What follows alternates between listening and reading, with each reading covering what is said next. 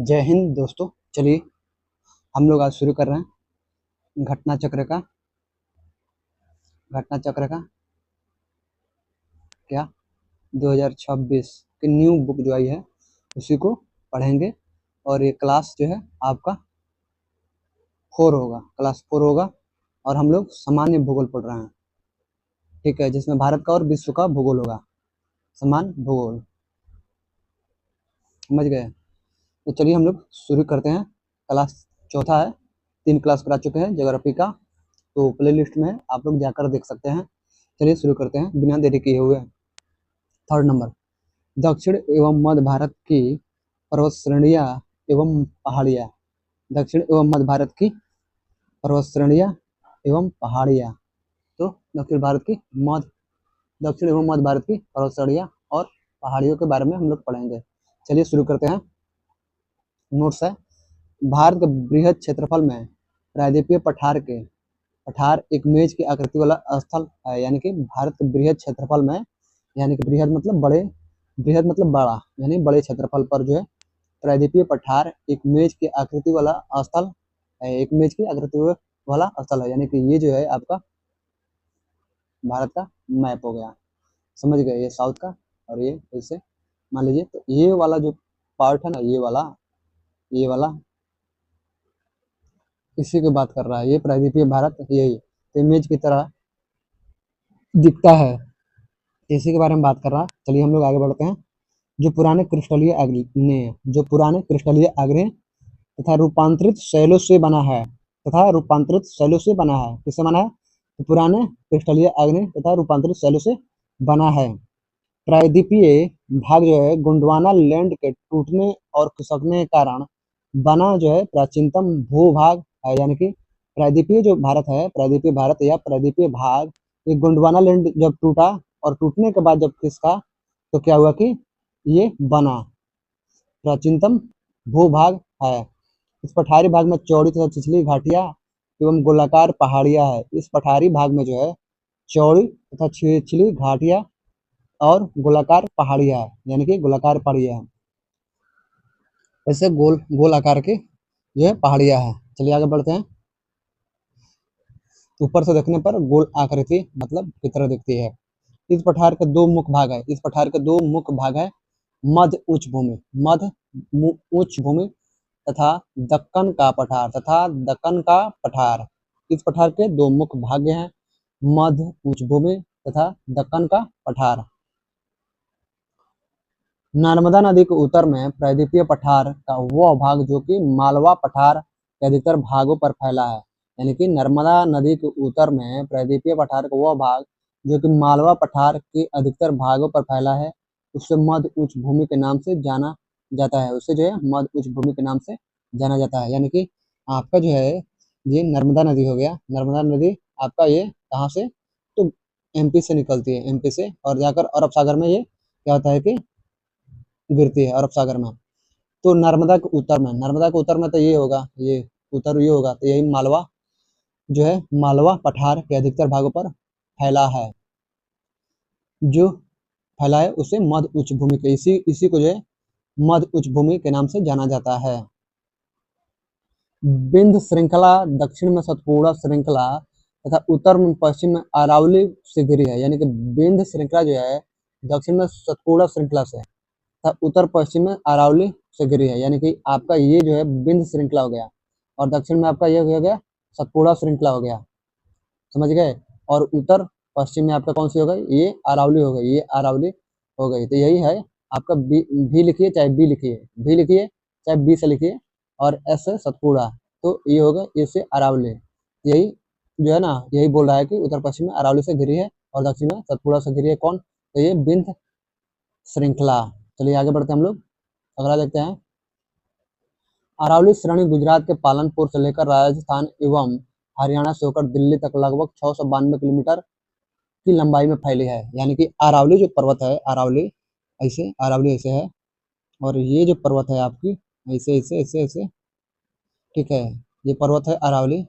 और ये जो है आपकी गुजरात हो गया, मान लीजिए गुजरात, तो यहाँ से शुरू होकर गुजरात के पालनपुर से शुरू होकर राजस्थान, फिर बीच में आपका राजस्थान हो गया, उसके बाद हरियाणा हो गया, उसके बाद दिल्ली हो गया। तो इस तरह से लगभग 600 कितना 92 किलोमीटर की लंबाई में फैली है। लेकिन कुछ प्रमाणिक स्रोतों से 800 किलोमीटर, यानी कुछ प्रमाणिक स्रोतों से जो है आपको क्या मिलता है, कुछ प्रमाणिक स्रोतों से 800 किलोमीटर, मतलब कुछ प्रमाणिक स्रोतों में लिखा गया है कि 800 किलोमीटर की लंबाई है। समझ गए? चलिए हम लोग आगे बढ़ते हैं। इसका निर्माण प्री कैम्ब्रियन काल, इसका निर्माण जो है प्री कैम्ब्रियन काल में हुआ था, यानी कि इसका निर्माण जो है प्री कैम्ब्रियन काल में हुआ था। किसका? तो अरावली पर्वत जो है, अरावली पर्वत, इसका निर्माण प्री कैम्ब्रियन काल में हुआ था, यानी कि प्रोटेरोजोइक ईयन में, प्रोटेरोजोइक ईयन में हुआ था, जो लगभग 1 अरब वर्ष पूर्व माना जाता है, जो लगभग 1 अरब वर्ष पूर्व हुआ माना जाता है। किसका? तो अरावली, अरावली जो पर्वत है इसका समय बताया जा रहा है कि 1 अरब वर्ष पूर्व माना जाता है। यह भारत की प्राचीनतम पर्वत श्रृंखला है, यह भारत की प्राचीनतम पर्वत श्रृंखला है, जबकि विश्व की सबसे प्राचीन पर्वत श्रृंखलाओं में से एक है, जबकि विश्व की सबसे प्राचीन पर्वत श्रृंखलाओं में से एक है। कौन? तो अरावली, ये अरावली। चलिए आगे देखते हैं हम लोग।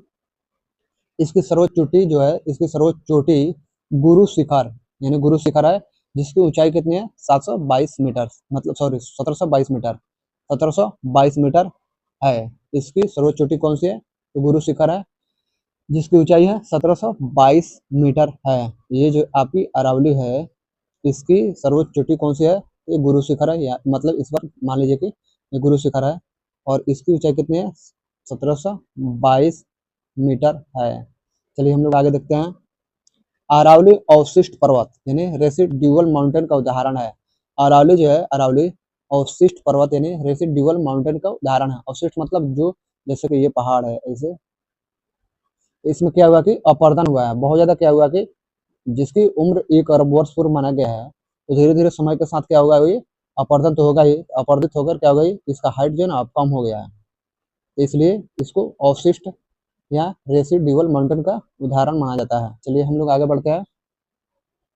अवशिष्ट पर्वत उन पर्वतों को कहा जाता है जो प्रारंभिक पर्वत अपरदन की, जो प्रारंभिक पर्वत अपरदन की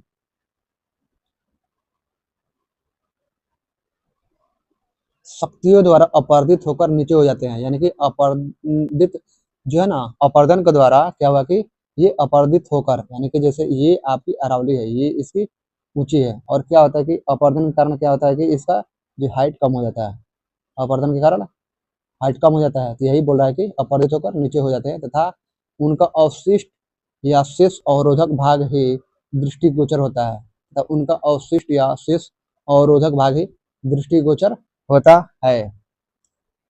चूंकि इनका निर्माण अन्य प्रकार के पर्वतों पर अत्यधिक अपरदन होने से होता है, चूंकि इनका निर्माण जो अन्य प्रकार के पर्वतों पर अत्यधिक अपरदन होने से होता है, अतः इन्हें घर्षित पर्वत, अतः इन्हें जो है घर्षित पर्वत, यानी कि जिसमें घर्षण हुआ है, या अवशिष्ट पर्वत भी कहा जाता है, या अवशिष्ट पर्वत भी कहा जाता है। उदाहरण के लिए विंध्याचल हो गया, अरावली हो गया, और सतपुड़ा आदि हो गया। उदाहरण उदाहरण के लिए विंध्याचल, अरावली और सतपुड़ा आदि हो गया।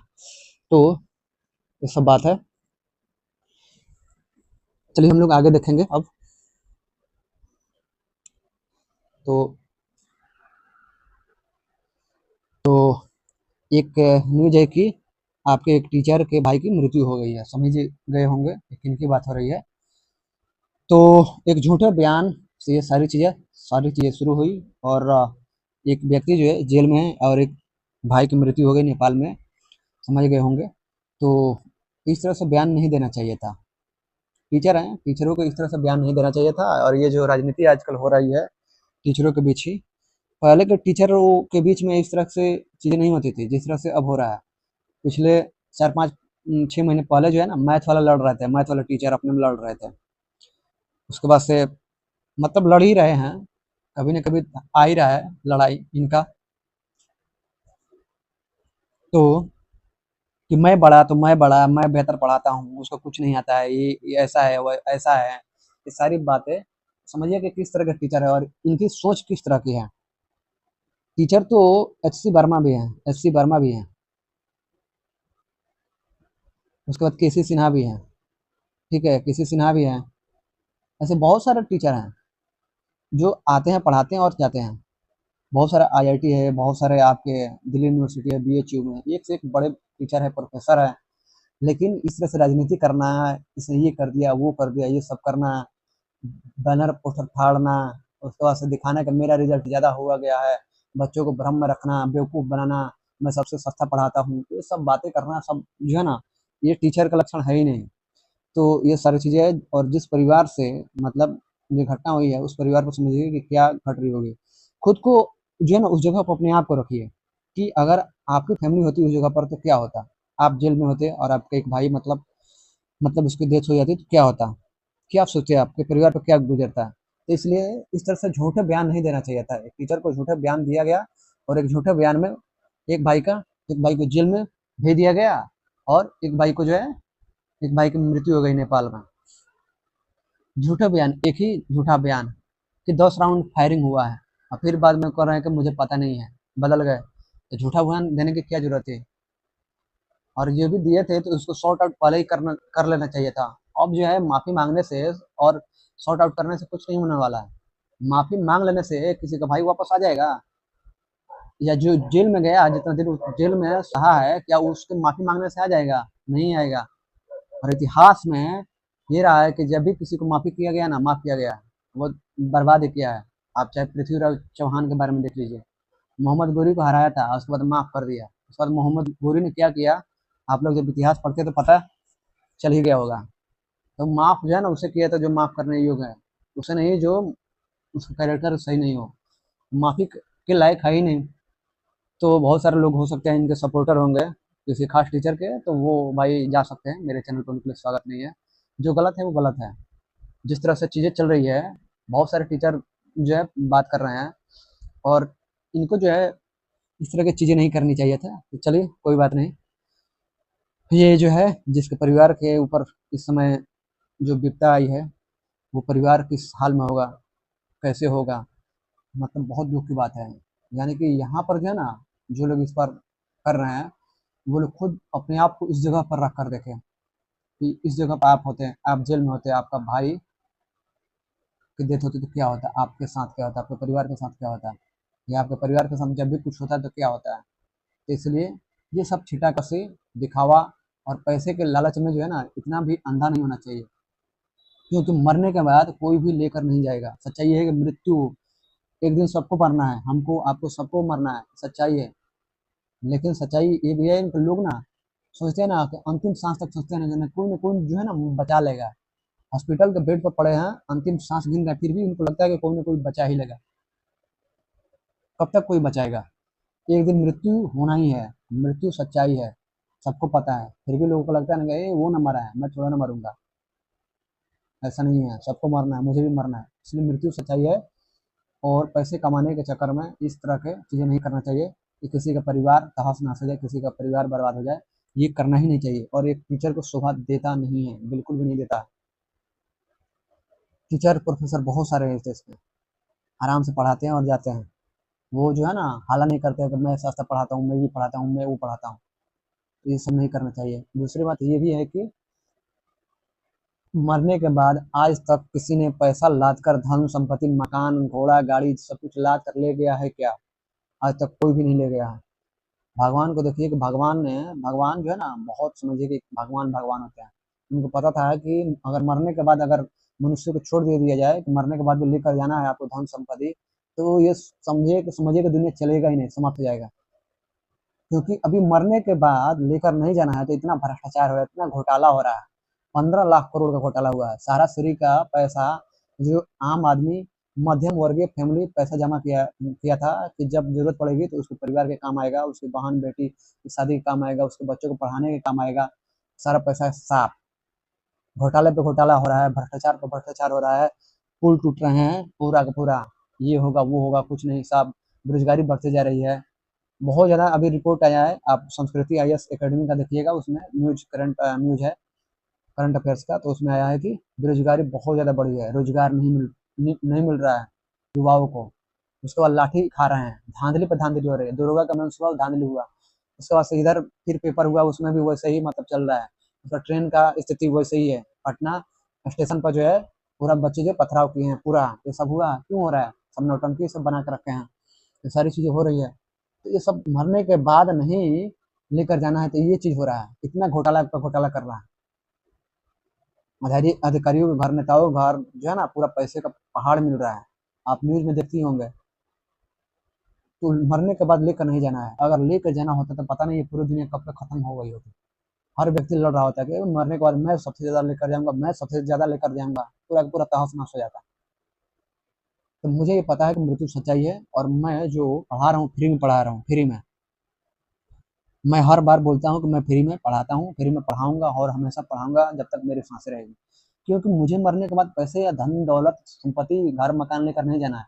जिसको लेकर जाना है भाई, मेरे पास जो होगा ना वो भी दे दूंगा, लाद कर ले या लेकर जाना, मुझे दिखाना। इतना मतलब घोटाला हो रहा है, लोगों को मतलब अधिकार छीने जा रहा है, जो आ रहा है सो लूट रहा है, जो आ रहा है सो लूट रहा है। तो इस तरह की चीजें नहीं होना चाहिए। जिसको मौका मिल रहा है एकदम लूट लूट मचा कर रख दिया है।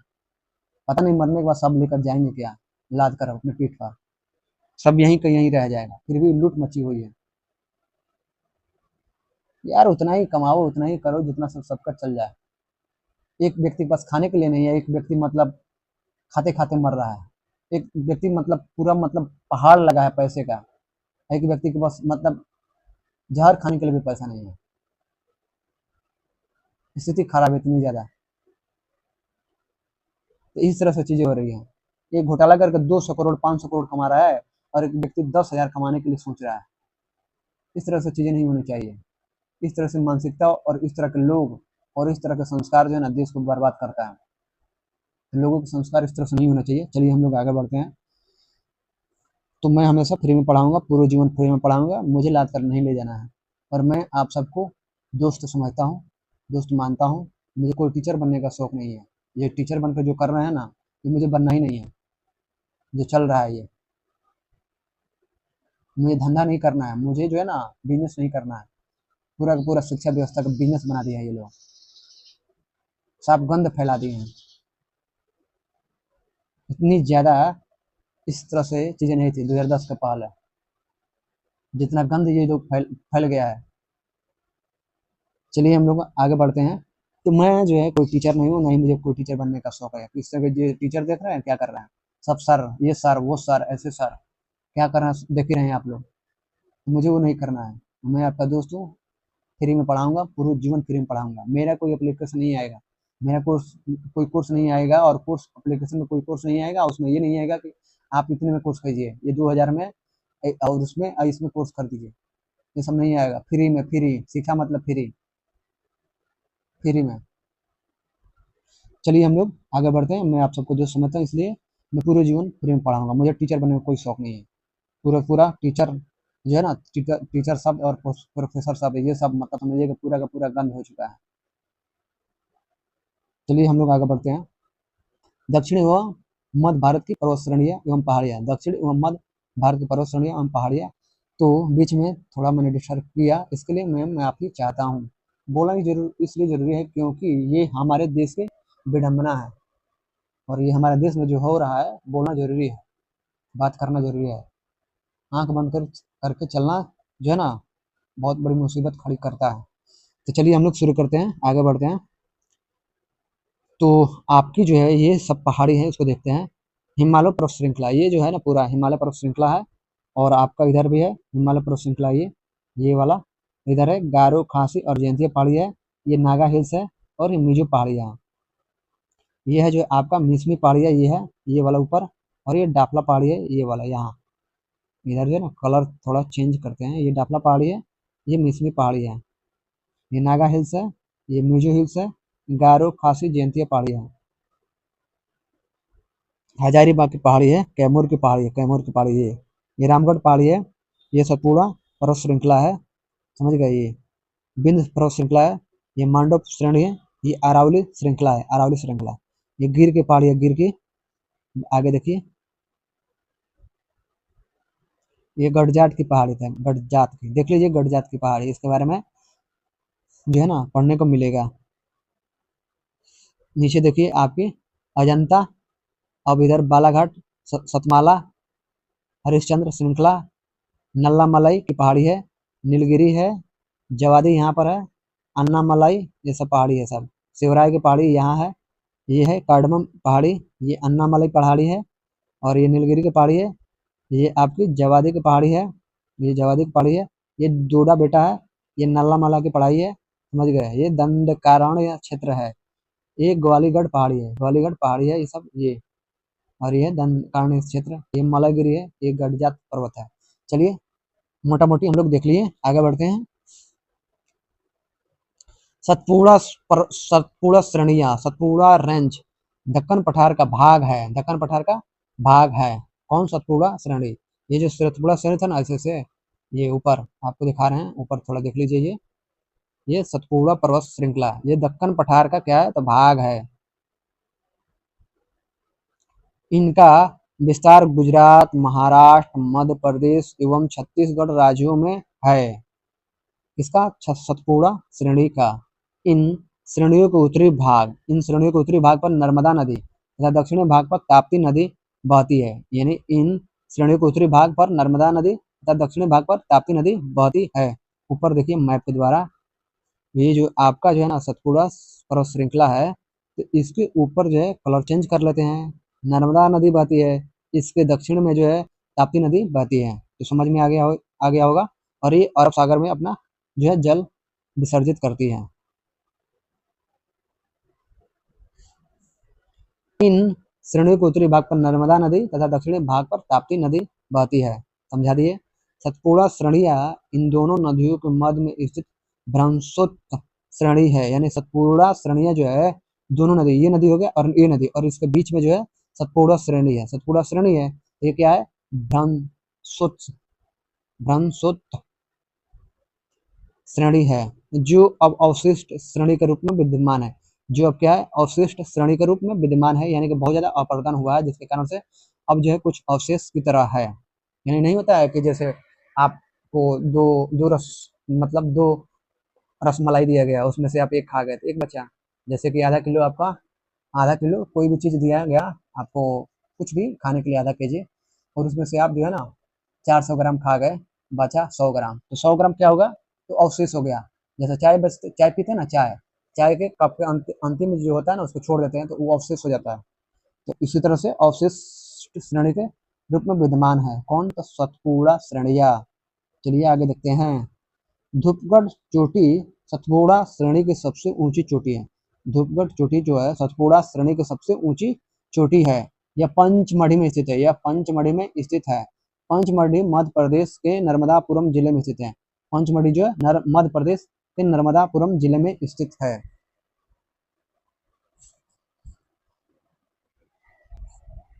तो पंचमढ़ी मध्य प्रदेश के नर्मदापुरम जिले में स्थित है। चलिए आगे देखते हैं। पश्चिमी घाट को सह्याद्री के नाम से भी जाना जाता है। पश्चिमी घाट को सह्याद्री के भी नाम से जाना जाता है। ये जो है आपका पश्चिमी घाट हो गया, और ये वाला ये इलाका आपका, इसको ये जो है ना ये पर्सन पूरा ये, इसी को पश्चिमी घाट के नाम से जाना जाता है, और पश्चिमी घाट बोला जाता है, और इसको सह्याद्री के भी नाम से जाना जाता है। पश्चिमी घाट की औसत ऊंचाई लगभग 1500 मीटर है। पश्चिमी घाट की औसत ऊंचाई लगभग 1500 मीटर है। केरल में इसे सह्य पर्वतम के नाम से जाना जाता है। केरल में इसे सह्य पर्वतम के नाम से जाना जाता है। पश्चिमी घाट की सबसे ऊंची चोटी केरल में स्थित अन्नाईमुड़ी चोटी 2695 मीटर है। पश्चिमी घाट की सबसे ऊंची चोटी केरल में स्थित अन्नाईमुड़ी चोटी 2695 मीटर इसकी ऊंचाई है। ये आपकी पश्चिमी घाट हो गया। ये वाला जो है आपका, ये पर्सन जो है आपका, ये जो है ना ये पर्सन पूर्वी घाट हो गया, और ये पर्सन जो है आपका पश्चिमी घाट हो गया, ये वाला हरा वाला। और रेड कलर का है ना, ये रेड कलर बोलिए या पता नहीं कौन सा कलर है, इसको हम कलर में थोड़ा कंफ्यूजन हो जाते हैं। तो ये पूर्वी घाट है, ये पूर्वी घाट, पूर्वी घाट, ये पश्चिमी घाट। इसको शॉर्ट में लिखे हैं, शॉर्ट में तो पश्चिमी घाट हो गया। पश्चिमी घाट जो है ना, पश्चिमी घाट शॉर्ट में लिखे हैं, ये पूर्वी घाट हो गया, पूर्वी घाट, और ये पश्चिमी घाट। तो केरल, केरल ये जो ना ये केरल पड़ता है, केरल, तो केरल में ही आपकी क्या बोलते हैं अन्नाईमुड़ी, ये केरल में ही अन्नाईमुड़ी क्या है तो चोटी है। और पश्चिमी घाट की सबसे ऊंची चोटी है कौन? तो अन्नाईमुड़ी है, जिसकी ऊंचाई कितनी है तो 2695 मीटर है। क्या होता है ना कि आपकी जो है उत्तर से दक्षिण की तरफ, यानी कि उत्तर से, यानी कि ये हो गया नॉर्थ, ये हो गया साउथ। तो उत्तर से दक्षिण की तरफ जब जाइएगा, यानी नॉर्थ से साउथ की तरफ, तो क्या होता है कि ऊंचाई में वृद्धि होती जाती है। समझ गए? जैसे कि मान लीजिए कि हम इसको नॉर्थ लिखे, इसको साउथ लिखे समझाने के लिए, तो क्या होता है कि इधर जो है ना, इधर पहाड़ी इतना है, इधर थोड़ा और होगा, इधर और होगा, इधर और होगा, इधर और होगा। समझ गए? देख रहा है ये पहाड़ी, यहाँ पर इसकी ऊंचाई और यहाँ पर देखिए ऊंचाई, अंतर है ना, यहाँ पर ज़्यादा है और यहाँ पर कम है। तो यही नॉर्थ से साउथ की ओर जब जाते हैं तो क्या होता है कि ऊंचाई बढ़ती जाती है, और सबसे ज़्यादा ऊंचाई जो है केरल में है। समझ गए? पश्चिमी घाट की। तो अनाईमुड़ी चोटी है जिसकी ऊंचाई है 2695 मीटर है। चलिए हम लोग आगे बढ़ते हैं। पश्चिमी घाट का दक्षिणी क्षेत्र उत्तरी क्षेत्र की अपेक्षा अधिक ऊंचा है। पश्चिमी घाट का दक्षिणी क्षेत्र जो है उत्तरी क्षेत्र की अपेक्षा अधिक ऊंचा है, अभी हम बताए हैं। यानी कि नॉर्थ के क्षेत्र से दक्षिण का क्षेत्र ज्यादा ऊंचा है। पश्चिमी घाट का विस्तार पश्चिमी सागर तट के समानांतर गुजरात से लेकर तमिलनाडु तक लगभग 1600 किलोमीटर की लंबाई में उत्तर में तापी के मुहाने से दक्षिण में कन्याकुमारी अंतरिक्ष तक पाया जाता है। यानी पश्चिमी घाट का विस्तार जो है पश्चिमी सागर तट के समानांतर जो है आपका गुजरात से लेकर तमिलनाडु तक लगभग 1600 किलोमीटर की लंबाई में उत्तर में तापी के मुहाने से दक्षिण में कुमारी अंतरिक्ष तक पाया जाता है। यानी कि ये जो पश्चिमी घाट के बारे में बता रहा है, ये जो है ना आपका, ये पश्चिमी घाट हो गया, और ये जो इलाका है आपका कौन सा है, तो पश्चिमी सागर तट, यानी कि पश्चिमी सागर तट के समानांतर जो है गुजरात से लेकर, यानी कि ये गुजरात हो गया, गुजरात से लेकर तमिलनाडु, यानी कि यहाँ तक, ये तमिलनाडु का ये ना यह है हमारी अंतरिक्ष है, यहाँ तक क्या है, तो इसकी जो है ना कितनी है लंबाई 1600 किलोमीटर है, किसकी, तो पश्चिमी घाट की। और ये यहाँ पर एक नदी भी है, नदी के अनुसार जब जानिएगा तो तापी नदी है। कौन सी नदी है? तापी नदी। तापी नदी जो बहती है ना, तापी नदी के मुहाने से दक्षिण में कुमारी अंतरिक्ष तक, यानी कि कुमारी जो अंतरिक्ष है ना, यहाँ तक पाया जाता है। किसका? तो पश्चिमी घाट का विस्तार। समझ गए? पश्चिमी घाट का विस्तार कितना है? तो 1600 किलोमीटर है।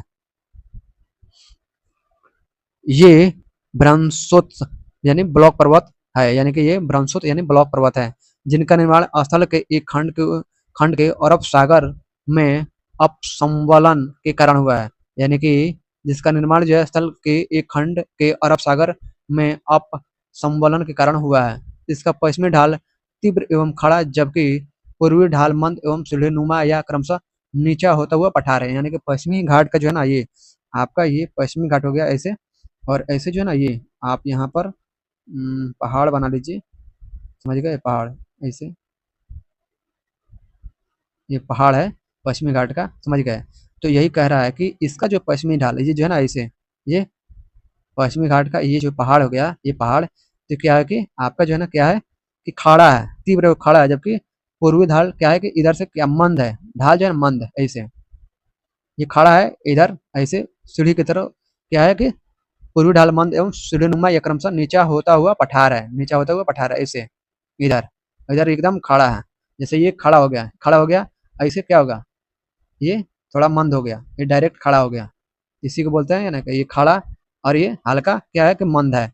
ये खड़ा है, ये खड़ा है, यानी खड़ा है, ये मंद है।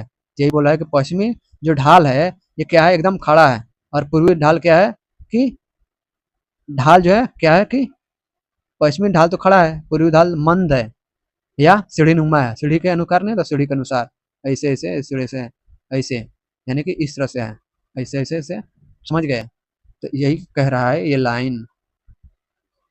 16 डिग्री उत्तरी अक्षांश तक पश्चिमी घाट मुख्यतः बेसाल्ट शैलों से एवं गोवा से दक्षिण ग्रेनाइट और नीस शैलों से निर्मित है। यानी कि आपका जो है ये ऐसे पश्चिमी घाट हो गया आपका कितना, तो आप ये याद रखिए, ये 23.5 डिग्री कर्क रेखा, 23.5 डिग्री कर्क रेखा भारत के बीचों बीच से गुजरती है और 8 राज्यों से होकर गुजरती है। तो 23.5 के बाद नीचे ये 22 हो जाएगा, इसे करते करते आपका यहाँ जो है 16 डिग्री, 16 डिग्री उत्तरी अक्षांश, ये हो गया आपका 16 डिग्री हो गया। समझ गए? तो उत्तरी 16 डिग्री उत्तरी अक्षांश तक जो है पश्चिमी घाट जो है मुख्यतः किससे, तो बेसाल्ट शैलों से बना है। जबकि 16 डिग्री से मतलब गोवा से दक्षिण, यानी ये गोवा ना, यहाँ गोवा, गोवा से दक्षिण की तरफ इधर साउथ में आपका जो है ग्रेनाइट और निस शैलों से निर्मित है। यानी कि गोवा से जब नीचे जाइएगा दक्षिण में, गोवा से दक्षिण, तो ग्रेनाइट और निस शैलों से बना है कौन, तो पश्चिमी घाट। लेकिन गोवा से यानी कि ऊपर जो है इधर आपका जो है बेसाल्ट शैलों से बना है क्या, तो पश्चिमी घाट। चलिए हम लोग आगे देखते हैं। नल्ला मलाई पहाड़ियाँ आंध्र प्रदेश एवं तेलंगाना के कुछ जिलों में विस्तृत है। नल्ला मलाई पहाड़ियाँ जो है आंध्र प्रदेश और तेलंगाना के कुछ जिलों में क्या है, तो विस्तृत है। ये पहाड़ियाँ कृष्णा और पेन्नार नदी के मध्य स्थित है। यह पहाड़ियाँ जो है, ये पहाड़ियाँ कौन सी, तो नल्ला मलाई पहाड़ियाँ कृष्णा और पेन्नार नदी के मध्य स्थित है। यह पूर्वी घाट की जो है पहाड़ी में पूर्वी तटीय मैदान के लगभग समानांतर विस्तृत है। यह पूर्वी घाट की पहाड़ी में पूर्वी तटीय मैदान के लगभग समानांतर विस्तृत है। तो चलिए हम लोग अब समझते हैं इसको। आपका जो है ये मैप हो गया, ये मैप हो गया, समझ गए। इधर ये केरला हो गया, आपका ये तमिलनाडु हो गया, ये आपका क्या हो गया, आपका कर्नाटक हो गया, और ये जो है आपका आंध्रा और तेलंगाना हो गया। तो इसी जो है आंध्रा और तेलंगाना को जो है थोड़ा कलर चेंज कर लेते हैं। रफ मैप मैंने बनाया है, रफ बाउंड्री बाउंड्री इसको डायरेक्ट मत बनिएगा, ऐसा ही है। ये बाउंड्री जो है रफ बनाया है मैंने समझने के लिए। तेलंगाना और आंध्रा जो है अलग हो गए हैं। तो नल्लम मलाई जो पहाड़ियाँ है आंध्र प्रदेश और तेलंगाना के कुछ जिलों में विस्तृत है। यानी कि मान लीजिए कि ये आपका आंध्र प्रदेश हो गया, और ये ऐसे मतलब ये बीचों बीच मान लीजिए कि कट गया बीचों बीच, तो एक तरफ आंध्रा एक तरफ तेलंगाना, तेलंगाना होगा, नीचे आंध्रा हो गया। तो इसी में विस्तृत है क्या, तो आपका अन्नामलाई पहाड़ी विस्तृत है, समझ गए। और ये कृष्णा और पेन्नार नदी, ये कृष्णा और पेन्नार, यानी किसे कृष्णा किसे पेन्नार, इसी के बीच में क्या है, तो आपका नल्ला मलाई पहाड़ी है। इनसे नल्ला, ठीक है, नल्ला मल्ला पढ़ाई, नल्ला मलाई, नल्ला मलाई पहाड़ी, नल्ला मलाई पहाड़ी।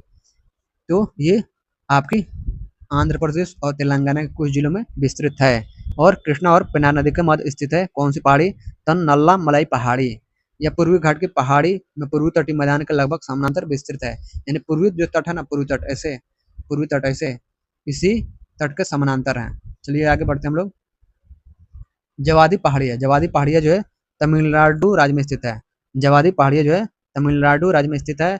ब्लू माउंटेन्स के नाम से विख्यात नीलगिरी पहाड़ियाँ पूर्वी घाट एवं पश्चिमी घाट के सम्मिलन स्थल पर अवस्थित है। यानी कि ये जो है ना, ये पश्चिमी घाट और ये पूर्वी घाट जहाँ मिलती है, इसी के सम्मिलन बिंदु पर आपकी नीलगिरी पहाड़ियाँ है, जिसको ब्लू माउंटेन्स भी कहा जाता है। दोदा बेटा 2637 मीटर, यानी 2637 मीटर, यानी 2637 मीटर नीलगिरी पहाड़ी की सर्वोच्च चोटी है। नीलगिरी पहाड़ी की क्या है, तो सर्वोच्च चोटी है कौन सी, तो दोदा बेटा। दक्षिण भारत के प्रसिद्ध टोडा यानी मुक्ता तमिलनाडु में, यानी कि ये जो है टोडा मुक्ता तमिलनाडु में जनजाति यही निवास करती है। यानी कि दक्षिण भारत की टोडा जनजाति जो है आपके कहाँ निवास करती है, तो तमिलनाडु में निवास करती है। अन्नामलाई पहाड़ियाँ केरल और तमिलनाडु राज्य की सीमा पर अवस्थित है। अन्नामलाई पहाड़ियाँ जो है आपकी कहाँ है, तो केरल और तमिलनाडु राज्य की सीमा पर अवस्थित है। एक थी नल्लामलाई और एक है अन्नामलाई, अन्नामलाई नल्लामलाई। तो नल्लामलाई कहाँ थी, तेलंगाना और आंध्रा के जिलों, दो जिलों के बीच विस्तृत थे, और कृष्णा और पेन्नार नदी के बीच में अवस्थित थे। ये है नल्लामलाई, ये केरल और तमिलनाडु राज्य की सीमा पर अवस्थित है। यानी कि केरल, एक तो केरल हो गया और ये तमिलनाडु हो गया, ऐसे भारत का ये है। इस ए से केरला, टी से तमिलनाडु, और इसी की सीमा पर क्या है, तो अन्नामलाई पहाड़ियाँ क्या है, तो स्थित है।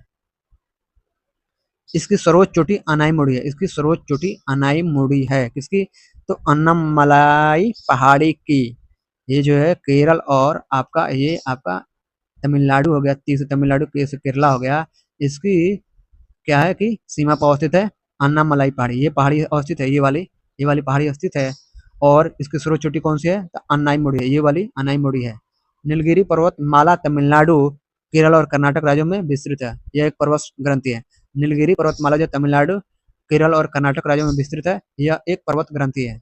ये जो है ना आपकी, ये दक्षिण भारत का मैप हो गया, ये आपका केरला हो गया, ये आपका तमिलनाडु हो गया, और आपका ये हो गया कर्नाटक, और इसी का सीमा पर क्या है, नीलगिरी पर्वतमाला है, यानी ट्राई जंक्शन पर, यानी पश्चिमी घाट और पूर्वी घाट जहाँ मिलती है उसके सम्मिलन बिंदु पर है।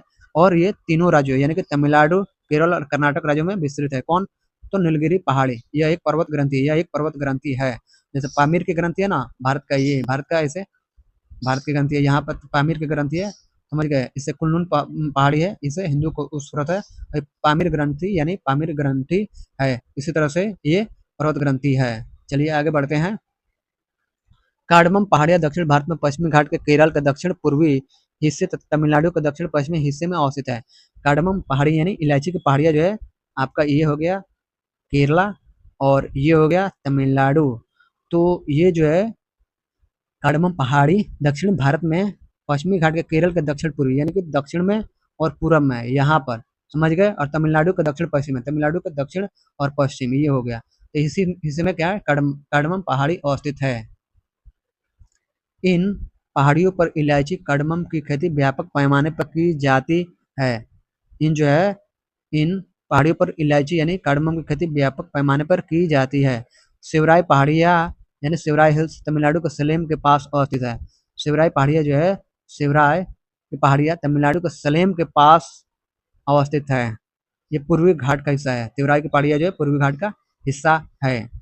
तो तमिलनाडु ये हो गया आपका, केरला ये हो गया तमिलनाडु। यही सलेम के पास जो है ना, सलेम एक स्थान है, सलेम एक जगह है, तो वहीं शिवराय पहाड़ियाँ अवस्थित है। ये पूर्वी घाट का क्या है, तो हिस्सा है। पूर्वी घाट ये है, पूर्वी घाट इसी का हिस्सा है। तमिलनाडु का प्रसिद्ध हिल स्टेशन यारकॉड इन्हीं पहाड़ियों पर अवस्थित है। तमिलनाडु का प्रसिद्ध जो है हिल स्टेशन यारकॉड जो है इन्हीं पहाड़ियों पर अवस्थित है। किस पर, तो शिवराय पहाड़ी पर अवस्थित है, शिवराय पहाड़ी पर। महादेव पहाड़ियाँ सतपुड़ा श्रेणी का भाग है। महादेव की पहाड़ियाँ जो है सतपुड़ा श्रेणी का भाग है, जो मध्य प्रदेश राज्य में अवस्थित है, जो मध्य प्रदेश राज्य में स्थित है या अवस्थित है। कैमूर पहाड़ियाँ मध्य प्रदेश से बिहार के सासाराम तक विस्तृत है। कैमूर पहाड़ियाँ जो है मध्य प्रदेश से बिहार के सासाराम तक विस्तृत है। गडजात की पहाड़ियाँ मुख्यतः उड़ीसा राज्य में स्थित है। गडजात की पहाड़ियाँ जो है मुख्यतः उड़ीसा राज्य में स्थित है। हम बताए थे गडजात की पहाड़ी देखिए, आप देखे होंगे, जहाँ गोंड जनजाति निवास करती है। यानी कि उड़ीसा राज्य में जो है गोंड जनजाति निवास करती है। किस पहाड़ी पर, तो गडजात की पहाड़ी पर। अजंता श्रेणी का विस्तार केवल महाराष्ट्र राज्य में ही है। अजंता श्रेणी जो है का विस्तार जो है केवल महाराष्ट्र राज्य में ही है। रामगिरी की पहाड़ी तेलंगाना में स्थित है। रामगिरी की पहाड़ी जो है तेलंगाना में स्थित है। तो ये मैप देख लीजिए।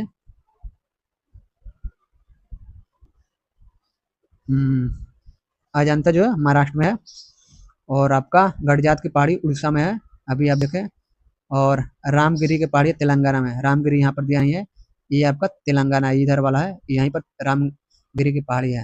ये नीलगिरी है, देखिए अभी ट्राई जंक्शन पर है। तो तमिलनाडु, केरला और कर्नाटक के ट्राई जंक्शन पर ही है, और पश्चिमी घाट और पूर्वी घाट के मिलन बिंदु पर है, समझ गए। शिवराय पहाड़ी देखिए तमिलनाडु में है और पूर्वी घाट की हिस्सा है। कार्डमम पहाड़ी देखिए कहाँ है, कार्डमम की पहाड़ी कहाँ है, देखिए कार्डमम पहाड़ी कहाँ है, ये यहाँ पर कार्डमम पहाड़ी है, अभी पढ़ा है। शिवराय की पहाड़ी जो है पूर्वी घाट का हिस्सा है, तमिलनाडु में पड़ता है। अन्नामलाई पहाड़ी है और एक थी नल्लामलाई पहाड़ी, ये है नल्लामलाई पहाड़ी और ये अन्नामलाई पहाड़ी। तो नल्लामलाई मल्ला पहाड़ी जो है तेलंगाना और आपका सॉरी आंध्रा की नहीं है, आंध्रा के जिलों में विस्तृत थी। और क्या, तो कृष्णा और पेन्नार नदियों के बीच में नल्लामलाई ये जो पहाड़ी है ना, यही स्थित थी कृष्णा और पेन्नार नदी के बीच में, समझ गए। चलिए हम लोग आगे बढ़ते हैं।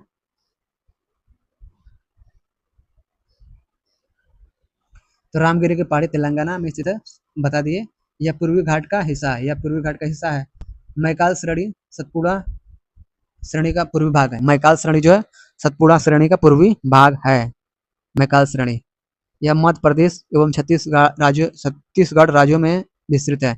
यह मध्य प्रदेश एवं छत्तीसगढ़ राज्यों में विस्तृत है, मैकाल श्रेणी। ये देखिए, थोड़ा सा देख लीजिए मैकाल श्रेणी किधर है। तो मैकाल श्रेणी यहाँ पर नहीं दिया गया है। छत्तीसगढ़ आपका पड़ेगा ये वाला इलाका, और मध्य प्रदेश यहाँ है, तो इसी के मैकाल श्रेणी यहाँ पर पड़ेगा, समझ गए। चलिए आगे बढ़ते हैं। अब हम लोग प्रश्न कोश देखेंगे। प्रश्न कोश में पहला सवाल देखते हैं। निम्नलिखित में से सबसे प्राचीन पर्वत श्रृंखला कौन सी है। निम्नलिखित में से सबसे प्राचीन पर्वत श्रृंखला कौन सी है, तभी अरावली है। हिमालय नहीं है, हिमालय तो युवा है और वलित पर्वत है। विंध्य भी जब सबसे पुराना पर्वत नहीं है, और सतपुड़ा भी नहीं है। सबसे प्राचीन पर्वत अरावली है। अरावली श्रेणी अरावली श्रेणी गुजरात के पालनपुर से लेकर राजस्थान एवं हरियाणा से होकर दिल्ली तक 692 किलोमीटर की लंबाई में फैली है। कुछ प्रामाणिक स्रोतों से 800 किलोमीटर के बारे में जानने को मिलता है। इसका निर्माण प्री कैम्ब्रियन काल यानी प्रोटेरोजोइक इयॉन में हुआ था, जो लगभग 1 अरब वर्ष पूर्व का माना जाता है। यह भारत की प्राचीनतम पर्वत श्रृंखला है, जबकि विश्व की सबसे प्राचीन पर्वत श्रृंखलाओं में से एक है। इसकी सर्वोच्च चोटी गुरु शिखर 1722 मीटर है। इसकी सर्वोच्च चोटी गुरु शिखर 1722 मीटर है। दूसरा सवाल देखिए, भारत का निम्नलिखित पर्वत प्रणालियों में से कौन सबसे पुरानी है? भारत के निम्नलिखित पर्वत प्रणालियों में से कौन सबसे पुरानी है? तो ए अरावली है। 3 नंबर देखिए, अधोलिखित में से कौन सी पर्वत श्रृंखला भारत में प्राचीनतम है? अधोलिखित में से कौन सी पर्वत श्रृंखला भारत में प्राचीनतम है? तो बी अरावली है।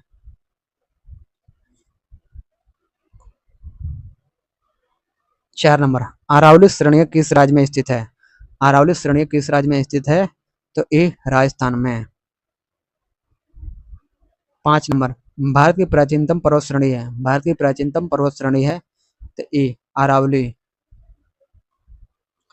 6 नंबर सवाल देखिए, अरावली श्रेणियों, ठीक है, अरावलीज रेंज की अनुमानित आयु है?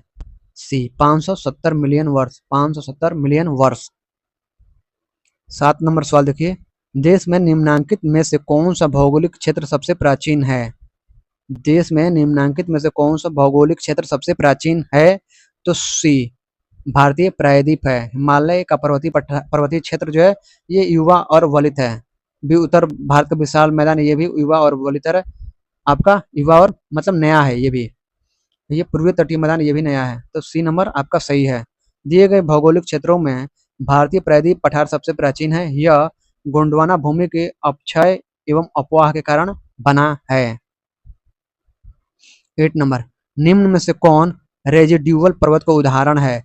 निम्न में से कौन रेजिड्यूअल पर्वत का उदाहरण है? तो डी अरावली है। अरावली अवशिष्ट पर्वत रेजिड्यूअल माउंटेन का उदाहरण है।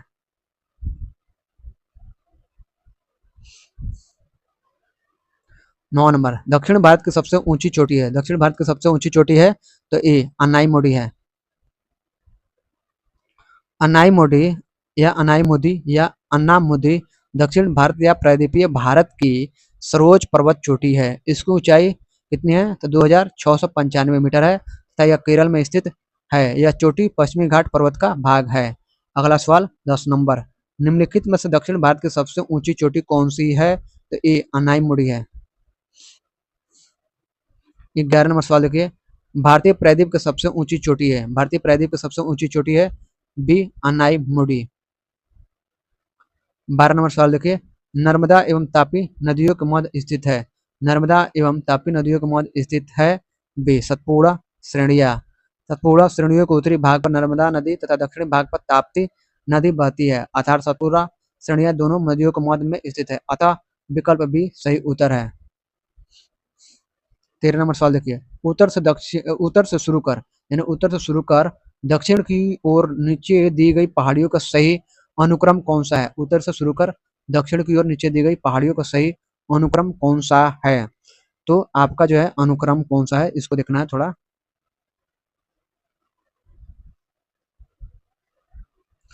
तो पहला जो है देखिए, नल्लामलाई पहाड़ियाँ, नीलगिरी पहाड़ियाँ, जवादी पहाड़ियाँ, अन्नामलाई पहाड़ियाँ, ये गलत है।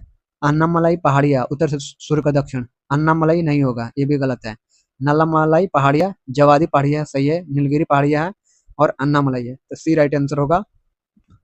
डी देखते हैं, अन्नामलाई तो होगा ही नहीं, ये दक्षिण से शुरू होता है, ये भी दक्षिण से शुरू होता है पहले। नल्लामलाई होगा, नीलगिरी नहीं होगा, खत्म है।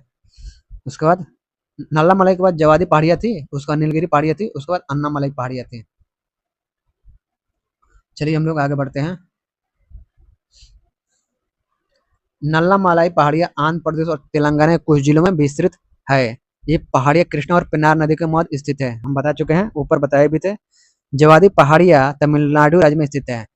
पहाड़ियों की रानी के नाम से विख्यात नीलगिरी पहाड़ियाँ पूर्वी घाट और पश्चिमी घाट के सम्मिलन स्थल पर अवस्थित है। अन्नामलाई पहाड़ी केरल और तमिलनाडु की सीमा पर अवस्थित है। ये चारों पहाड़ियां मुख्यतः आंध्र प्रदेश, तेलंगाना, तमिलनाडु, केरल राज्यों में क्रमशः उत्तर से दक्षिण की ओर घटते क्रम में अवस्थित है। इस प्रकार विकल्प सी सही उत्तर होगा। चलिए अगला देखते हैं हम लोग। अगला सवाल 14 नंबर, निम्नलिखित उच्चावच आकृतियों पर ध्यान दीजिए। पहला महादेव पर्वत श्रृंखला, दूसरा मैकाल पर्वत श्रृंखला, तीसरा छोटानागपुर पठार, चौथा खासी की पहाड़ियां। उपयुक्त उच्चावच आकृतियों का पश्चिम से पूर्व की ओर बढ़ते हुए सही क्रम में बताइए। पश्चिम से पूर्व यानी कि इधर से ऐसे, वेस्ट हो गया, ये ईस्ट हो गया, तो पश्चिम से पूर्व की ओर करना है। तो पहला महादेव की पहाड़ी हो जाएगा, उसके बाद से मैकाल की पहाड़ी हो जाएगा, उसके बाद छोटानागपुर को पहाड़ी हो जाएगा, छोटानागपुर, उसके बाद से आपको खांसी की पहाड़ी हो जाएगा। तो राइट आंसर आपका ये सही है। सही क्रम बताइए, तो ये सही है। प्रश्नानुसार दिए गए ऊंचावच आकृतियों को पश्चिम से पूर्व की ओर बढ़ते हुए सही क्रम है महादेव पर्वत श्रृंखला, मैकाल पर्वत श्रृंखला। ये मैकाल कहाँ था आपका? तो एमपी और छत्तीसगढ़ के, मतलब ये एमपी हो गया, ये छत्तीसगढ़, यहाँ पर था ये, समझ गए। उसका छोटानागपुर पर्वत श्रृंखला और खांसी की पहाड़ियाँ। खांसी की पहाड़ियाँ कहाँ है? गारो, खांसी और जयंतिया, ये मेघालय में पड़ता है। तो खांसी की पहाड़ियाँ आपको मेघालय में पड़ गई, यानी सीधे पूर्व में यहाँ पर। और छोटानागपुर पठार यहाँ पर है, और महादेव की पहाड़ी यहाँ पर है, और मैकाल यहाँ है, महादेव यहाँ है, मैकाल यहाँ है, छोटानागपुर पठार यहाँ, खांसी यहाँ। तो इस तरह से समझ गए, राइट आंसर था। चलिए आगे बढ़ते हैं।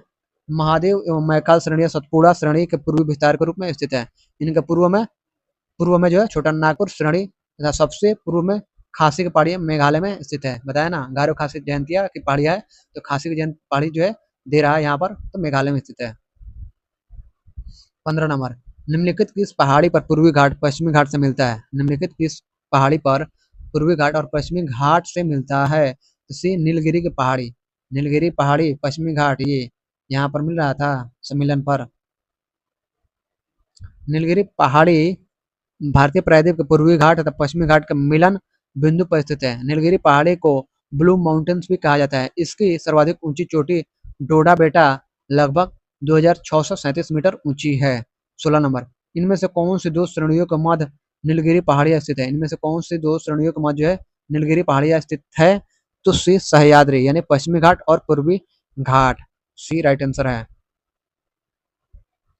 नीलगिरी पहाड़ियां भारतीय प्रायद्वीप के सह्याद्री या सह्याद्री पश्चिमी घाट एवं पूर्वी घाट का मिलन बिंदु पर स्थित है। अतः स्पष्ट है कि नीलगिरी पहाड़ियां सह्याद्री यानी सह्याद्री पश्चिमी घाट एवं पूर्वी घाट के श्रेणी के बीच स्थित है। चलिए अगला सवाल हम लोग देखते हैं।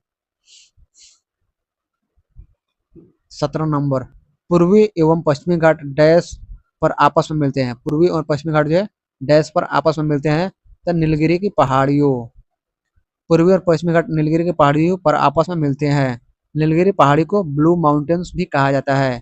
इसकी सर्वाधिक ऊंची चोटी डोडा बेटा लगभग 2637 मीटर ऊंची है। यह दक्षिण भारत की दूसरी सबसे ऊंची चोटी है। कौन सी? तो यह डोडा बेटा दक्षिण भारत की दूसरी सबसे ऊंची चोटी है। चलिए आगे बढ़ते हैं। 18 नंबर, डोडा बेटा चोटी स्थित है। डोडा बेटा चोटी स्थित है तो आपके बी नीलगिरी पहाड़ियों में। सतपुड़ा तो नहीं होगा, ये एमपी में पड़ता है। अन्नामलाई केरला में पड़ता है। विंध्याचल तो ये भी आपका ऊपर हो जाएगा, नीचे तो होगा नहीं, तो इसलिए डोडा बेटा नीलगिरी पहाड़ियों में।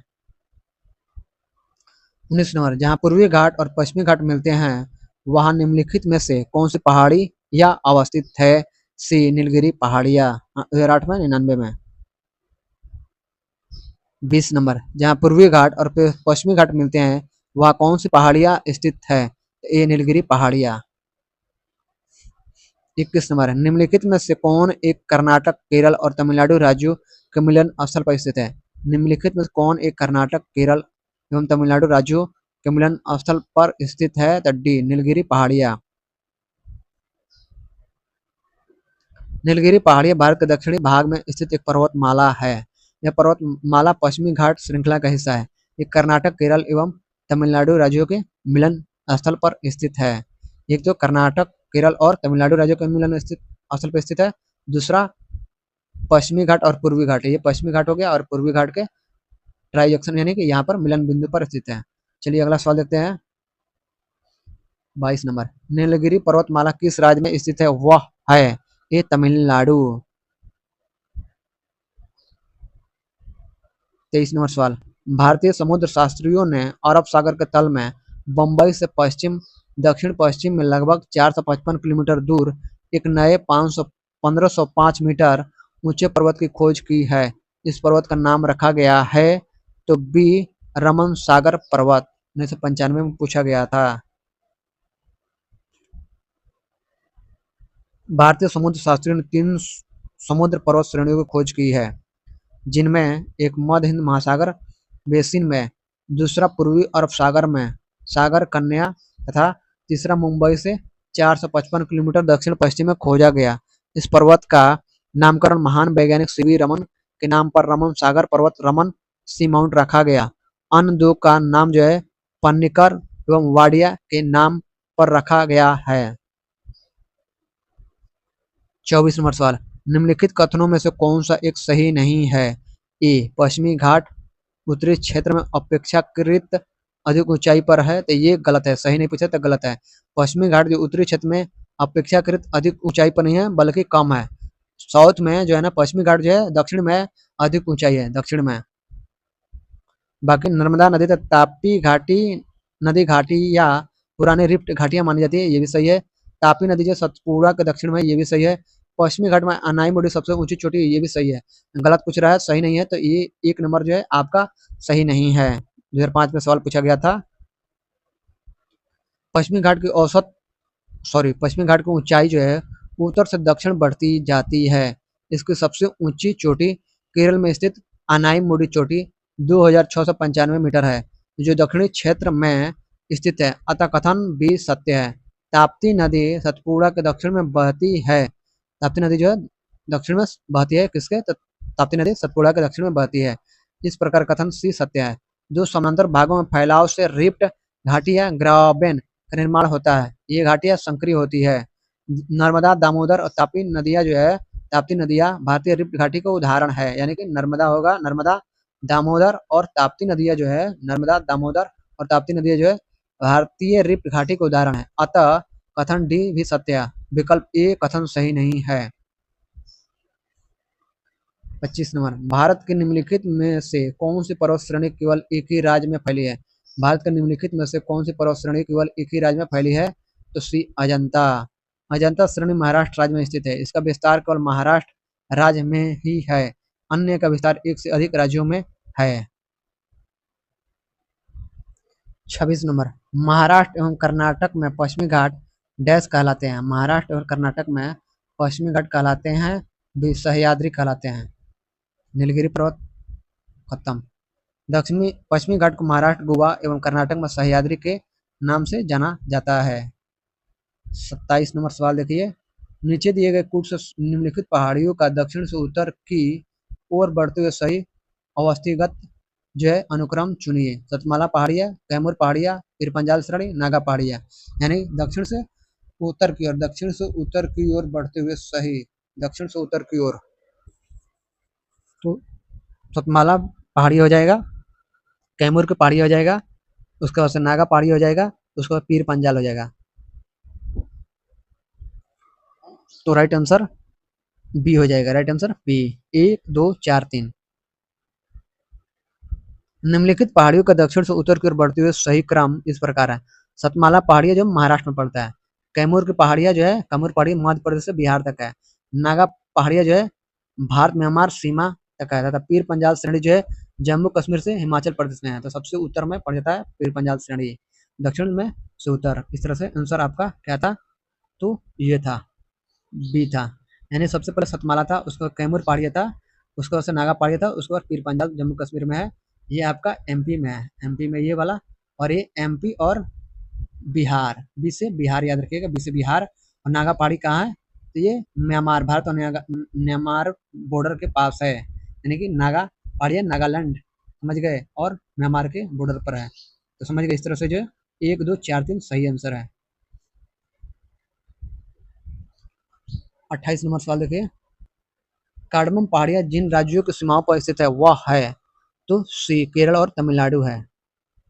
कर्नाटक और केरल है? नहीं है। तमिलनाडु आंध्र प्रदेश तो है ही नहीं।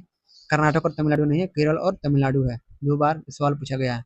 कार्डमम पहाड़ी दक्षिण भारत में पश्चिमी घाट के केरल के दक्षिण पूर्वी हिस्से, केरल के दक्षिण पूर्वी हिस्से और तमिलनाडु के दक्षिण पश्चिमी हिस्से में अवस्थित है। ये हम बताए थे, ऐसे ऐसे और ऐसे, तो ये इसी के हिस्से में, ये वाला।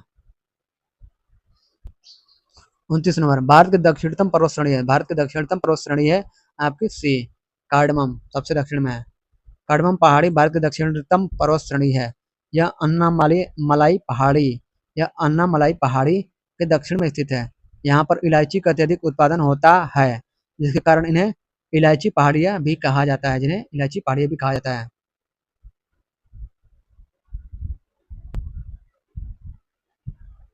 30 नंबर, निम्नलिखित में से किसका नाम येला माला है? निम्नलिखित में से किसका नाम येला माला है? डी, कार्डमम पहाड़ियाँ। येला माला शब्द का शाब्दिक अर्थ है इलायची पहाड़ियाँ है। यह मसाले इलायची यानी कार्डमम के व्यापक खेती के कारण कार्डमम पहाड़ियाँ का परंपरागत नाम है। 31 नंबर सवाल देखिए, शिवराय पहाड़ियाँ कहाँ अवस्थित है? शिवराय पहाड़ियाँ कहाँ अवस्थित है? तो डी, तमिलनाडु में। समुद्र तल से जो है 4000 से 5000 फीट ऊंचे पठार से संलग्न शिवराय पहाड़ियाँ, शिवराय हिल्स तमिलनाडु के सलेम के पास अवस्थित है। 32 नंबर, निम्नलिखित में से कौन महाराष्ट्र में नहीं स्थित है? निम्नलिखित में कौन जो है महाराष्ट्र में नहीं स्थित है? तो सी, मांडो पहाड़ियाँ। बालाघाट श्रेणी, हरिश्चंद्र श्रेणी या सतमाला पहाड़ियाँ महाराष्ट्र में फैली है, जबकि मांडो पहाड़ियाँ गुजरात राज्य में विस्तृत है। 33 नंबर, निम्नलिखित में से कौन सा युग्म जो है सही सुमेलित नहीं है? निम्नलिखित में कौन सा युग्म जो है सही सुमेलित नहीं है? तो आपका गडजात पहाड़ियाँ उड़ीसा में बताए थे, सही है। मांडो पहाड़ियाँ महाराष्ट्र में, ये गलत है। नल्ला मलाई पहाड़ियाँ आंध्र प्रदेश में, सही है। तमिलनाडु और सॉरी तेलंगाना और आंध्र प्रदेश के जिलों में विस्तृत था। शिवराय पहाड़ियाँ तमिलनाडु में था, ये भी सही है। सही नहीं पूछ रहा है, सम्मिलित नहीं है, तो बी नंबर सम्मिलित नहीं है। मांडो पहाड़ियाँ गुजरात में स्थित है, ये गुजरात में है, जिसे गुजरात लिखी है, जिसे गुजरात स्थित है, न कि महाराष्ट्र राज्य में। अतः विकल्प भी सही सुमेलित नहीं है। गडजात पहाड़ियाँ उड़ीसा राज्य में स्थित है, जहाँ गोंड जनजाति निवास करती है। नल्ला मलाई पहाड़ियाँ आंध्र प्रदेश में और तेलंगाना एवं शिवराय पहाड़ियाँ तमिलनाडु राज्य में अवस्थित है। चलिए अगला देखते हैं। 34 नंबर, निम्नलिखित युग्मों पर विचार कीजिए, निम्नलिखित युग्मों पर विचार कीजिए। पहाड़ियाँ और क्षेत्र, कार्डमम पहाड़ियाँ, कोरमंडल तट क्षेत्र, कोरमंडल तट क्षेत्र या कोरमंडल तट बोलिए। कैमूर पहाड़ियाँ, कोंकण तट, महादेव पहाड़ियाँ मध्य भारत, मिकिर पहाड़ियाँ पूर्वोत्तर भारत, यानी कि इसको मिलान करना है। उपयुक्त युग्म में से कौन सा सही सुमेलित है? कौन सा सही सुमेलित है? महादेव पहाड़ियाँ जो है मध्य भारत में सही है, और मिकिर पहाड़ियाँ जो है आपका पूर्वोत्तर भारत में, ये भी सही है। मिकिर पहाड़ियाँ पूर्वोत्तर और अरुणाचल प्रदेश में की तरफ पड़ता है। कार्डमम पहाड़ियाँ कोरोमंडल तट, कोरोमंडल तट। कैमूर पहाड़ियाँ कोंकण तट, कैमूर की पहाड़ी तो बिहार के तरफ है, कोंकण तट तो ये तो आपका महाराष्ट्र के साइड हो गया, इसलिए 3 और 4 सही है, 3 और 4 सही है, यानी राइट आंसर सी सही है। 1 और 2 गलत है। कार्डमम पहाड़ियाँ केरल के दक्षिण पूर्वी तथा तमिलनाडु के दक्षिण पश्चिम भागों के बीच में स्थित है, जबकि कोरोमंडल तट भारत के दक्षिण पूर्वी तट रेखा को दिया गया है। कोरोमंडल तट जो है भारत के दक्षिण पूर्वी, ये जो है ना, ये वाले को, इसको बोला जाता है कोरोमंडल तट, इसको पूर्वी वाला को। कैमूर पहाड़ियाँ मध्य प्रदेश से बिहार तक विस्तृत है, जबकि कोंकण तट जो है भारत के दक्षिण पश्चिमी तट यानी महाराष्ट्र और गोवा रेखा को दिया गया है, कोंकण तट। महादेव पहाड़ियाँ मध्य भारत के मध्य प्रदेश में, और मिकिर पहाड़ियाँ पूर्वोत्तर भारत के असम में स्थित है, यानी कि पूर्वी भाग में स्थित है, अरुणाचल असम ये सब में आ जाता है ये पहाड़ी। तो सी सही उत्तर है। चलिए अगला सवाल देखते हैं।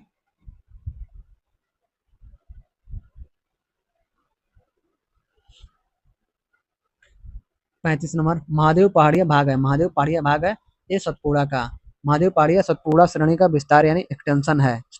36 नंबर, धूपगढ़ चोटी स्थित है, धूपगढ़ चोटी स्थित है, तो ये सतपुड़ा रेंज में। धूपगढ़ चोटी की ऊंचाई समुद्र तल से 1352 मीटर है, जो सतपुड़ा श्रेणी की सबसे ऊंची चोटी है। यह पंचमढ़ी में स्थित है। 37 नंबर, रामगिरी की पहाड़ियाँ इस पर्वत श्रृंखला का भाग है, रामगिरी की पहाड़ियाँ इस पर्वत श्रृंखला का भाग है, तो यहाँ पर ऑप्शन नहीं दिया गया है, तो इसको देखते हैं। रामगिरी की पहाड़ियाँ तेलंगाना में स्थित है। यह पूर्वी घाट का हिस्सा है। इसके अतिरिक्त रामगिरी, रामगढ़ की पहाड़ियाँ छत्तीसगढ़ के मैकाल श्रेणी में भी स्थित है। रामगिरी या रामगढ़ की पहाड़ियाँ छत्तीसगढ़ के मैकाल श्रेणी में भी स्थित है। चूंकि मैकाल श्रेणी सतपुड़ा श्रेणी का पूर्वी भाग है, इसलिए इसका उत्तर बी, सी तथा ई तीनों ही हो सकता है। समझ गए? छत्तीसगढ़ लोक सेवा आयोग द्वारा जारी संशोधित उत्तर पत्रक में इस प्रश्न का उत्तर बी दिया गया था, जो कि त्रुटिपूर्ण है। यानी कि छत्तीसगढ़ लोक सेवा आयोग जो है इसका आंसर बी दिया था, सतपुड़ा दिया था, ये सतपुड़ा, लेकिन गलत है। इसका जो है ना आंसर होगा आपका तो बी, सी और ई होगा। बी होगा, सी भी होगा और ई भी होगा। समझ गए? इसलिए आंसर नहीं दिया गया है। 38 नंबर सवाल देखिए, पारसनाथ पहाड़ी की ऊंचाई क्या है? पारसनाथ पहाड़ी की ऊंचाई क्या है? तो सी 1365 मीटर। पारसनाथ पहाड़ी झारखंड राज्य के गिरिडीह जिले में स्थित है। पारसनाथ की पहाड़ी जो है झारखंड राज्य के गिरिडीह जिले में स्थित है। इसकी ऊंचाई लगभग 1350 से 1365 मीटर है। इसका शिखर पर समेद समेद शिखर जी जैन मंदिर स्थित है। यह पहाड़ी छोटा नागपुर पठार के पूर्वी छोर पर स्थित है। यह झारखंड राज्य की सर्वोच्च चोटी है। इसका नाम जैन धर्म के 23वें तीर्थंकर पार्श्वनाथ के नाम पर रखा गया है। पारसनाथ की पहाड़ी यानी पार्श्वनाथ के नाम पर लिखा गया है। इनके जैन धर्म के 23वें तीर्थंकर थे। सूची 1 और सूची 2 को 2 से सम्मिलित कीजिए और सूचियों के नीचे दिए गए कूट से सही उत्तर चुनिए। सूची 1 पहाड़ियाँ, सूची 2 राज्य। गारो मेघालय सही है। गारो खासी जयंती जो मेघालय में पड़ती है। मेरी, कुल्लई, मलाई, डालमा। डालमा तो देखिए 1 नंबर तो सही है, बाकी जो है ऑप्शन के अनुसार और क्या क्या करना है। तो यहाँ पर देखिए ये किस तरह से दिया गया है, समझ गए?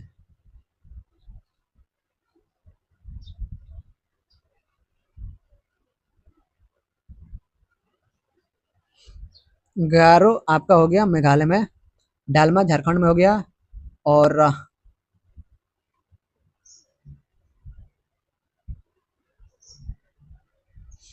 गारो मेघालय, डालमा झारखंड, मेरी सॉरी मेरी गारो मेघालय में, डालमा झारखंड में, मेरी जो है आपका अरुणाचल प्रदेश में, कोलई मलाई, कोलई मलाई ये तमिलनाडु में है। तमिलनाडु में कोलई मलाई तमिलनाडु में है, गारो मेघालय में, डालमा झारखंड में, और मेरी जो है अरुणाचल प्रदेश में है। तो एक का 1, बी का 3, सी का 2। इधर देखिए, एक का 1 यहाँ पर छोड़िए, समझ में नहीं आ रहा, ऊपर नीचे बार बार करना पड़ रहा है ना, इसको यहीं पर देख लीजिए। बार बार ऊपर नीचे करने से अच्छा है। सूची 1 में दी गई पहाड़ी का सूची 2 में दिए गए राज्यों से सुमेलन इस प्रकार है। पहाड़ियाँ और राज्य, गारो मेघालय में, मेरी अरुणाचल प्रदेश में, कोलई मलाई तमिलनाडु में और डालमा झारखंड में है। यहाँ पर देख लीजिए, बार बार ऊपर नीचे करने से जो है ना दिक्कत हो रहा है। 40 नंबर, पश्चिमी घाट के संबंध में निम्नलिखित कथनों पर विचार कीजिए। पश्चिमी घाट के संबंध में निम्नलिखित या निम्न कथनों पर विचार कीजिए। पहला, यह एक भ्रंशोत्त पर्वत है। 2, इसका पूर्वी ढाल क्रमशः नीचा होता हुआ पठार है। 3 नंबर, इसका उत्तरी खंड लावा यानी बेसाल्ट से आच्छादित है। उपयुक्त कथनों में से कौन सा सही है? तो डी सही है, तीनों सही है। भ्रंशोत्त पर्वत है, सही है। इसका पूर्वी ढाल, पश्चिमी ढाल कैसा था?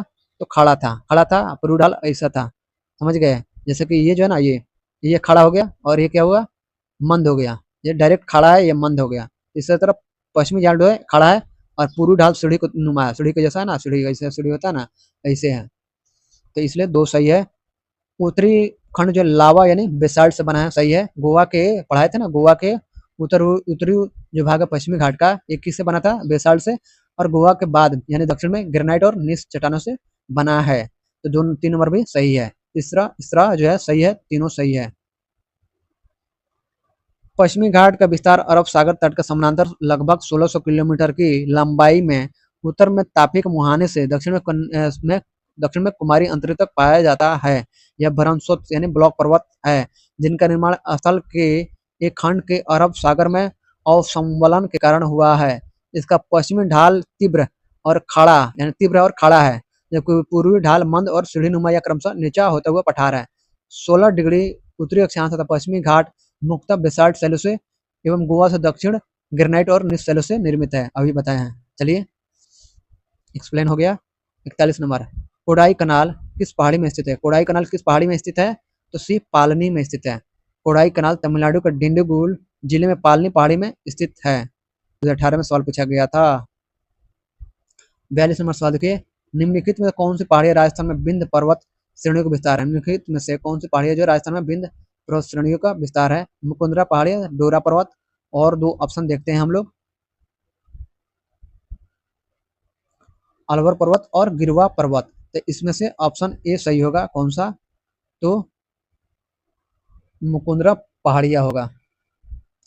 पूछ रहा है कि निम्नलिखित में कौन सी पहाड़ी है जो राजस्थान में विंध्य पर्वत, यानी राजस्थान में विंध्य पर्वत श्रेणी को का विस्तार है? तो मुकुंदरा पहाड़ी। चलिए हम लोग आगे देखते हैं। मुकुंदरा पहाड़ी राजस्थान में विंध्य पर्वत श्रेणियों का विस्तार है। मुकुंदरा पहाड़िया कोटा और झालवाड़ा के बीच अवस्थित है। 43 नंबर, 43, निम्नलिखित में से कौन सी पर्वतीय चोटी पूर्वी घाट में अवस्थित नहीं है? निम्नलिखित में से कौन सी पर्वतीय चोटी जो है पूर्वी घाट में अवस्थित नहीं है? तो भी सलहेर, सलहेर। पूर्वी घाट पर्वत का विस्तार भारत के मुख्य भूमि के पूर्वी तट बंगाल की खाड़ी के समानांतर उड़ीसा से तमिलनाडु तक है। पूर्वी घाट के प्रमुख पर्वत चोटियों में मलयगिरी उड़ीसा, महेंद्रगिरी गिरी उड़ीसा, गलीकोंडा आंध्र प्रदेश, शिखराराम गट्टा उड़ीसा, मधुगुला कोंडा आंध्र प्रदेश आते हैं। सलहेर चोटी महाराष्ट्र में स्थित है। पश्चिमी घाट पर्वत की चोटी है। इसकी ऊंचाई लगभग कितना है? 1567 मीटर है। 44 नंबर सवाल देखिए, सूची 1 को सूची 2 से मिलान कीजिए और सूची के नीचे दिए गए कूट से सही उत्तर का चयन कीजिए। सूची 1 और सूची 2, राज्य और सबसे ऊंची चोटी, केरल, नागालैंड, उत्तराखंड, तमिलनाडु। इसको छोटा थोड़ा करना पड़ेगा।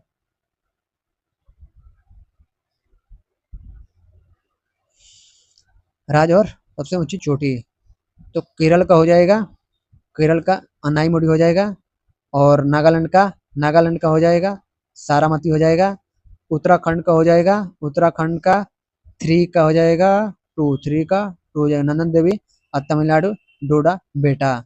इस तरह से ए का 3, बी का 4, ए का 3, बी का 4, ए का 3 इसमें नहीं है, ए का 3 इसमें नहीं है, इसमें है, इसमें नहीं है, तो ये भी गलत है। ए का 3, बी का 4, 2 का 1, सॉरी, सी का 2, डी का 1। राइट आंसर आपका सी होगा, राइट आंसर आपका सी होगा।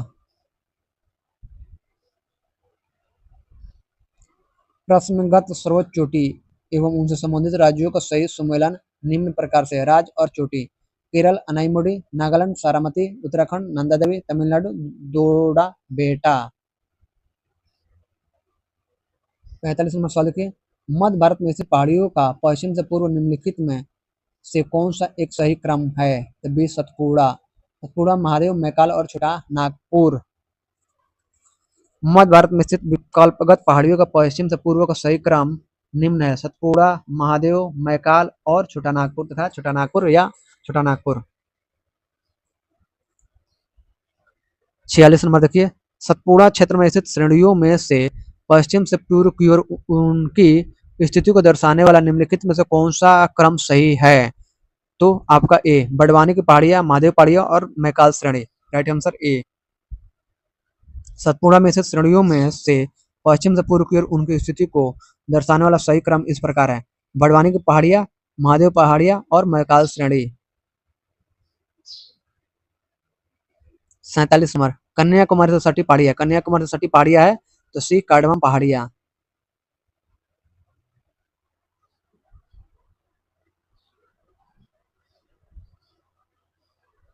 पश्चिमी घाट पर्वत हिमालय के बाद भारत की दूसरी सबसे लंबी पर्वत श्रेणी है। इसकी लंबाई 1600 किलोमीटर है। इसे सह्याद्री के नाम से भी जाना जाता है। नीलगिरी पहाड़ी एक स्थलीकृत घाट है जहाँ पूर्वी घाट एवं पश्चिमी घाट पर्वत मिलते हैं। नीलगिरी का सर्वोच्च शिखर दोदा बेटा है जो दक्षिण भारत का दूसरा सर्वोच्च शिखर है। दक्षिण भारत का सर्वोच्च शिखर अन्नामलाई पर्वत में है। यह नीलगिरी के दक्षिण में है। अन्नामलाई के दक्षिण में कार्डमम यानी इलायची की पहाड़ियां है। इनका विस्तार कन्याकुमारी तक लगभग 18 डिग्री 19 मिनट उत्तरी अक्षांश तक है। अतः कार्डमम पहाड़ियां कन्याकुमारी से सटी है। Note, Nilgiri, Annamalai, cardamom hills Sahyadri में ही स्थित पहाड़ियां है। 48 नंबर सवाल देखिए, उत्तर से दक्षिण पश्चिमी घाटों को स्थानीय तौर पर जाना जाता है। उत्तर से दक्षिण पश्चिमी घाटों को स्थानीय तौर पर जाना जाता है। तो Sahyadri, Nilgiri, Annamalai, cardamom hills. Sahyadri, Annamalai, Nilgiri, cardamom hills. C और डी ऑप्शन देखते हैं। नीलगिरी, सह्याद्री, कार्डमम हिल्स नहीं होगा। सह्याद्री, नीलगिरी, कार्डमम हिल्स ये भी नहीं होगा। ये नंबर आपका क्या था ऑप्शन? सह्याद्री था, नीलगिरी था, अन्नामलाई था और कार्डमम हिल्स सबसे लास्ट में था। ये नंबर सही है।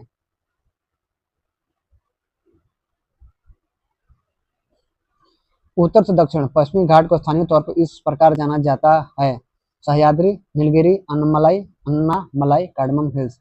49 नंबर सवाल देखिए, निम्नलिखित में से किस पहाड़ी पर चाय बागान नहीं है? निम्नलिखित में किस पहाड़ी पर चाय बागान नहीं है? तो डी गिरनार। नीलगिरी पर है, कानन देव पर है, दार्जिलिंग पर है, गिरनार पर नहीं है।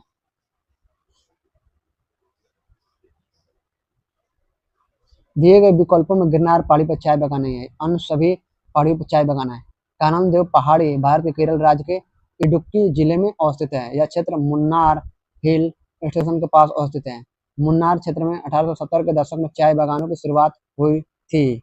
मुन्नार क्षेत्र में नीलगिरी दक्षिण में अवस्थित पश्चिमी घाट का महत्वपूर्ण पर्वत क्षेत्र है। नीलगिरी चाय भारत की सबसे विशिष्ट चायों में से एक है। भारत का दार्जिलिंग मुख्यतः चाय उत्पादन के लिए प्रसिद्ध है, जो सिक्किम राज्य के दक्षिण में पश्चिम बंगाल राज्य में अवस्थित है। गिरनार पर्वत गुजरात राज्य में अवस्थित है, जहां पर चाय बागानों का विकास नहीं हो पाया है। अतः प्रश्न का सही उत्तर विकल्प डी है। चलिए अगला देखते हैं हम लोग। 50 नंबर, सूची 1 को सूची 2 से सम्मिलित कीजिए तथा सूचियों के नीचे दिए गए कूट से सही उत्तर चुनिए। सूची 1 और सूची 2। पहाड़ी या पर्वत भारतीय राज्य में अवस्थिति। इसको थोड़ा छोटा करना पड़ेगा। पहाड़ी पर्वत भारतीय राज्य में अवस्थित है। बटेश्वर पहाड़ी, बिलारी श्रृंखला, चिन श्रृंखला, धोसी पहाड़ी। तो आपका ए का हो जाएगा। बटेश्वर पहाड़ी बिहार में पड़ता है और बिलारी पहाड़ी कर्नाटक में पड़ता है और सी चिन श्रृंखला जो है मणिपुर में पड़ता है और धोसी पहाड़ी जो है आपका पड़ता है हरियाणा में। तो इस तरह से हो जाएगा ए का 3 बी का 4, ए का 3 बी का 4। ए का 3 इसमें है, इसमें नहीं है, इसमें नहीं है, इसमें है। बी का 4, बी का 4 इसमें नहीं है, इसमें है। तो इसलिए राइट आंसर डी होगा। यानी कि आपका राइट आंसर होगा डी होगा। राइट आंसर डी होगा। विकल्पगत सूचियों का सही मिलान इस प्रकार है। सूची 1 और सूची 2। पहाड़ी और पर्वत भारतीय राज्यों में अवस्थित है। बटेश्वर पहाड़ी बिहार यानी भागलपुर। चिन श्रृंखला जो है मणिपुर या मुख्यतः म्यांमार से में मणिपुर तक विस्तृत है। धोसी पहाड़ी जो है हरियाणा महेंद्रगढ़। प्रश्न में बिलारी श्रृंखला के बारे में पूछा गया, जबकि कर्नाटक में बिलारी गुड्डा श्रृंखला है, परंतु निकटतम बिलारी को बिलारी मानते हुए प्रश्न का उत्तर विकल्प डी दिया गया है। 51 नंबर सवाल देखिए, निम्नलिखित कथनों पर विचार कीजिए। पहला, अमरकंटक पहाड़ी विंध्य और सह्याद्री श्रेणियों के संगम पर है। दूसरा, बेलीगिरी रंगन पहाड़ियां सतपुड़ा श्रेणी के सबसे पूर्वी भाग है। तीसरा, शेषाचलम पहाड़ियां पश्चिमी घाट के सबसे दक्षिणी भाग है। उपयुक्त में से कौन सा कथन सही है? राइट आंसर डी, कोई भी नहीं। इसमें से कोई भी सही नहीं है, सब का सब गलत है।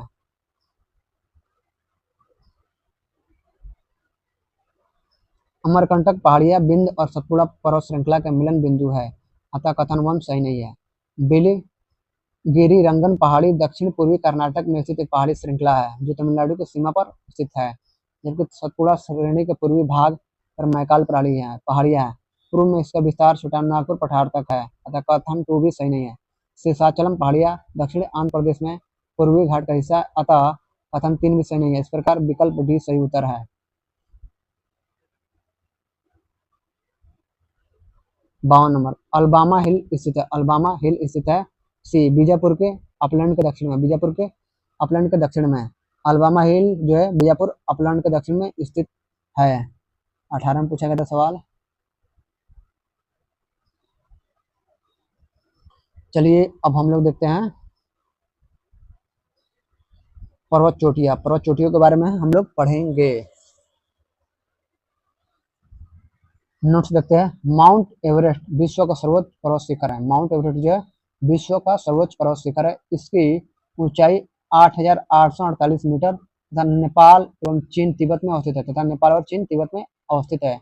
वर्ष यानी कि ये जो है ना आपका ऐसे,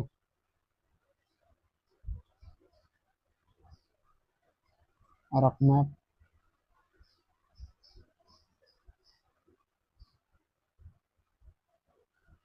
ये मान नेपाल है, मतलब ये वाला नेपाल है, ये वाला नेपाल है, समझ गए, नेपाल, ये नेपाल के यहाँ पर है। वर्ष 2020 में नेपाल एवं चीन ने माउंट एवरेस्ट की आधिकारिक ऊंचाई 8,848.86 मीटर घोषित किया है। विछेदरी पाल प्रथम भारतीय महिला है जिनको एवरेस्ट शिखर पर चढ़ने में वर्ष 1984 में सफलता प्राप्त हुई थी। यानी विछेदरी पाल प्रथम भारतीय महिला है जिनको एवरेस्ट शिखर पर चढ़ने में वर्ष 1948 में सफलता प्राप्त हुई थी। भारत का सर्वोच्च पर्वत शिखर माउंट गॉडविन ऑस्टिन यानी केटू है। भारत का सर्वोच्च पर्वत शिखर जो है माउंट गॉडविन ऑस्टिन या केटू है। यह पर्वत शिखर काराकोरम श्रेणी पर स्थित है। यह पर्वत शिखर जो है काराकोरम श्रेणी पर स्थित है। समुद्र तल से इसकी ऊंचाई 8,611 मीटर, समुद्र तल से इसकी ऊंचाई जो है 8,611 मीटर। केटू पाक अधिकृत भारतीय भूभाग में स्थित है। केटू जो है पाक अधिकृत भारतीय भूभाग में स्थित है। भारत की दूसरी सबसे ऊंची चोटी कंचनजंगा है। भारत की दूसरी सबसे ऊंची चोटी जो है कंचनजंगा है, जो भारत के सिक्किम राज्य और नेपाल में अवस्थित है। भारत की सबसे ऊंची चोटी कहाँ है? तो कंचनजंगा जो भारत का सिक्किम राज्य के नेपाल में अवस्थित है। ये है, ये सिक्किम है, ये वाला ऊंचाई है सिक्किम हो गया, इधर ये नेपाल हो गया। इसी के क्या है कि अवस्थित है, यहीं पर स्थित है, ये इधर है आपका माउंट एवरेस्ट। कंचनजंगा की ऊंचाई 8,598 मीटर है।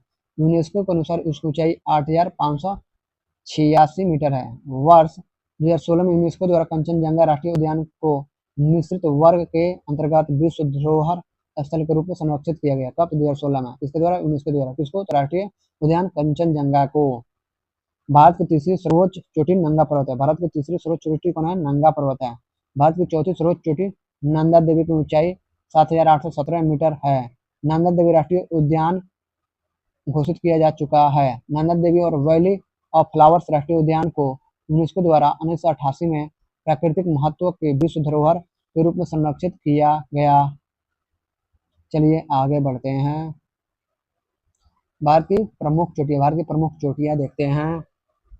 कंचनजंगा इधर में है, ये नंदा देवी है, बद्रीनाथ है, ये गॉडविन ऑस्टिन है, बोर्ड पीक है, नंगा पर्वत यहाँ पर है, सल्तारो कांगड़ी है, ग्लेशियर बूम है, गुरु शिखर है अरावली पर, गोरखनाथ है, धूपगढ़ है, पारसनाथ की पहाड़ी है झारखंड में, मलयगिरी है, नील नामगिरी है, मतलब नीमगिरी, नीमगिरी है, महेंद्रगिरी है, कलसुबाई है, महाबलेश्वर है, कुद्रेमुख है, ब्रह्मगिरी है, जोधा बेटा है, यहाँ पर जोधा बेटा है, अगस्त मलाई है, अन्नाई मुड़ी है, सैडल पिक है, हैरियट, माउंट हैरियत है।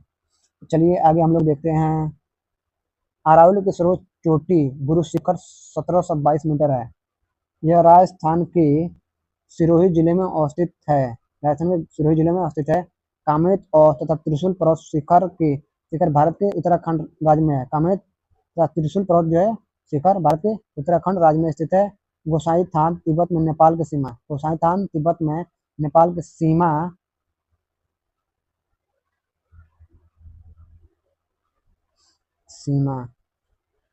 यही यही हम पढ़ा रहे थे, सीमा के निकट स्थित है। माउंट आबू अरावली पर्वत का भाग है। माउंट आबू जो है, माउंट आबू अरावली पर्वत का भाग है। उटक मंड नीलगिरी पहाड़ी पर स्थित है।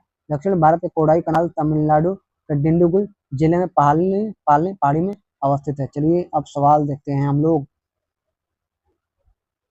पहला, निम्नलिखित युग्मों पर विचार कीजिए। निम्नलिखित युग्मों पर विचार कीजिए। शिखर पर्वत, नामचा बरवा, नंदा देवी, नोकरेक, गढ़वाल हिमालय, कुमाऊं हिमालय, सिक्किम हिमालय। समझ गए? उपयुक्त युग्मों में कौन सा सही सुमेलित है? कौन सा सही सुमेलित है? तो राइट आंसर केवल बी, नंदा देवी जो है कुमाऊं हिमालय में पड़ता है। ये सब गलत है। तो राइट आंसर आपका बी, केवल 2 सही है। चलिए आगे देखते हैं हम लोग। 2022 में, इस साल 2022 में पूछा गया था इसमें। नामचा पर्वत पर्वत शिखर तिब्बत चीन में अवस्थित है।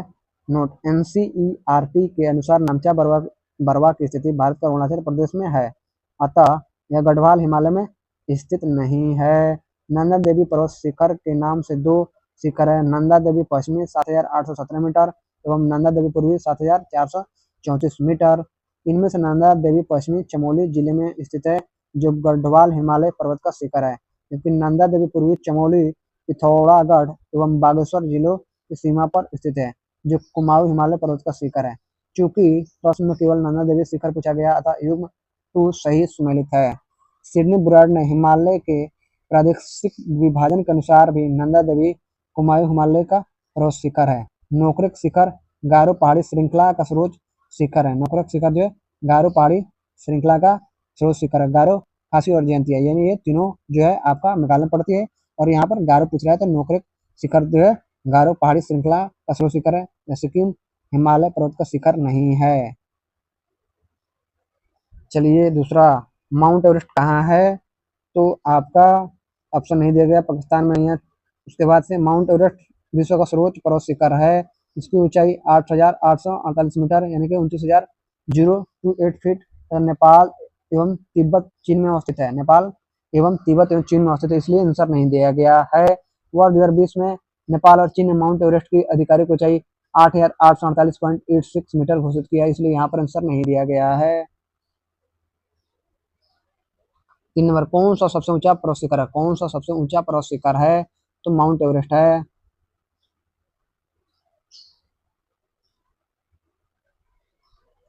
4 नंबर, प्रथम भारतीय नारी जो एवरेस्ट शिखर पर चढ़ने में सफल हुई थी या है? तो ये विच्छेद्री पाल। विच्छेद्री पाल जो है प्रथम भारतीय महिला है जिनको एवरेस्ट शिखर पर चढ़ने में वर्ष 1984 में सफलता प्राप्त हुई थी।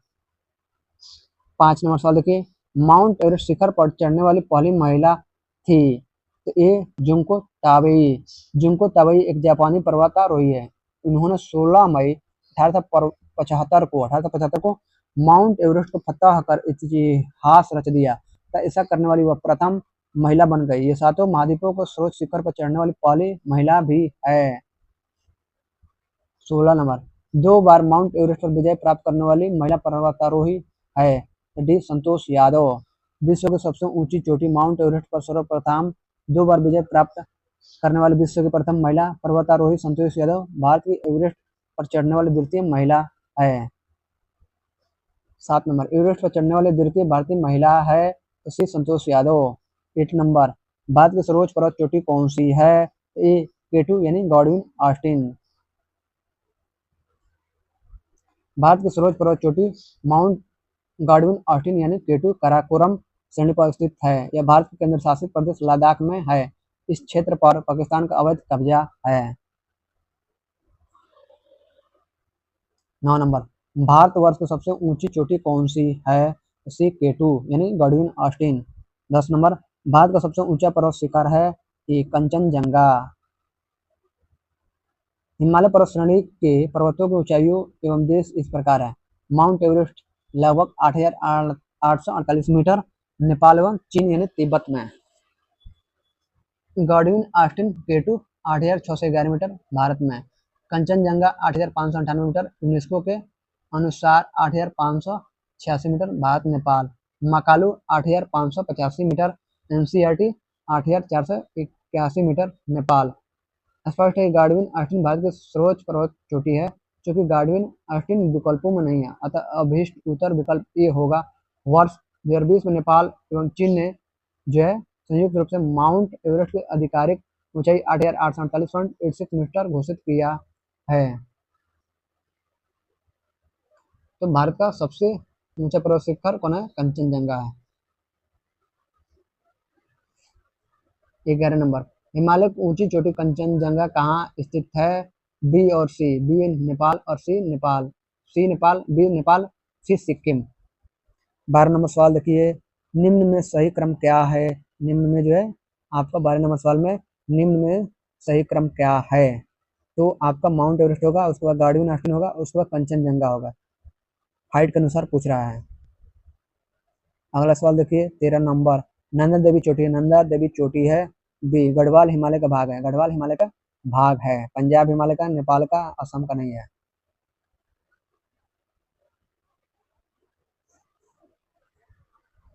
नंदा देवी भारत की चौथी सर्वोच्च केटू 8,611 मीटर की 8,611 मीटर, कंचनजंगा जो है 8,598 मीटर, यूनेस्को के अनुसार 8,586 मीटर तथा नंगा पर्वत के बाद चोटी है। इसकी ऊंचाई 7,817 मीटर है। सिडनी बुराट के हिमालय के प्रादेशिक विभाजन के अनुसार नंदा देवी कुमाऊं हिमालय का भाग है, जबकि भौगोलिक रूप से यह गढ़वाल हिमालय का भाग है। भारत की तीसरी सर्वोच्च चोटी नंगा पर्वत है। 14 नंबर नंदा देवी स्थित है, नंदा देवी स्थित है भी उत्तराखंड में है। नंदा देवी शिखर बृहद हिमालय पर्वत श्रृंखला में भारत के उत्तराखंड राज्य में स्थित है। 15 नंदा देवी शिखर स्थित है तो भी उत्तराखंड में है। 16 नंबर सवाल देखिए, निम्नलिखित भारत की पर्वत श्रेणियां, निम्नलिखित भारत की पर्वत श्रेणियां है गारो, पहाड़िया, कामेत है, नंदा देवी है, केटू है। निम्नलिखित में से इनका पूर्व से पश्चिम यानी पूर्व से पश्चिम है, से पूर्व से पश्चिम सही क्रम क्या है? तो आपका ये होगा गारो, मेघालय में पड़ता है। उसके बाद होगा 3 नंबर कामेत हो जाएगा। उसके बाद से हो जाएगा आपका, सॉरी, गारो होगा, गारो पढ़िए, नंदा देवी हो जाएगा।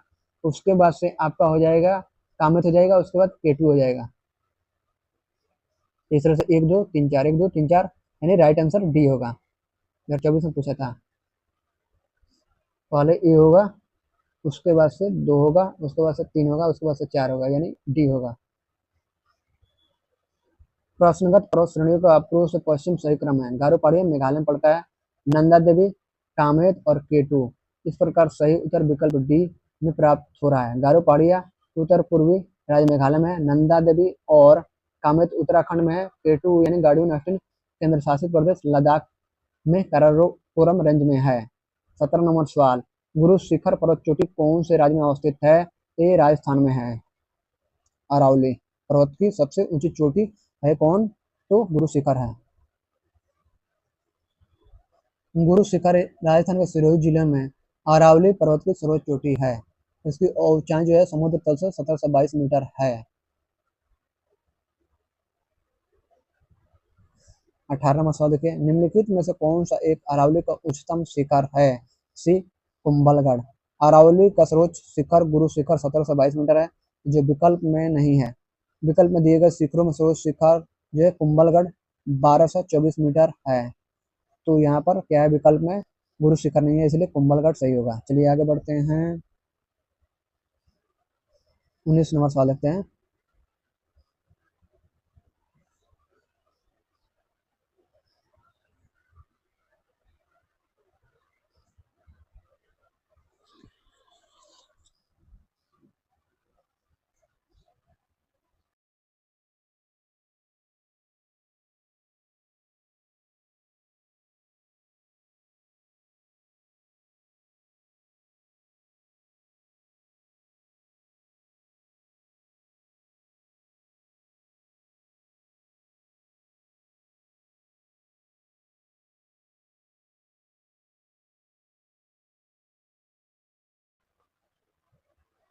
उन्नीस नंबर, निम्नलिखित पर्वत चोटियों को उनकी ऊंचाई के आधार पर अवरोही क्रम में क्रमबद्ध कीजिए। 19 नंबर है, निम्नलिखित पर्वत चोटियों को उनकी ऊंचाई के आधार पर अवरोही क्रम में क्रमबद्ध कीजिए। पहला गुरु शिखर, दूसरा महेंद्रगिरी, तीसरा अनाईमुड़ी, चौथा जो है पंचमढ़ी। तो आपका जो है सही होगा, आपका सही होगा जो है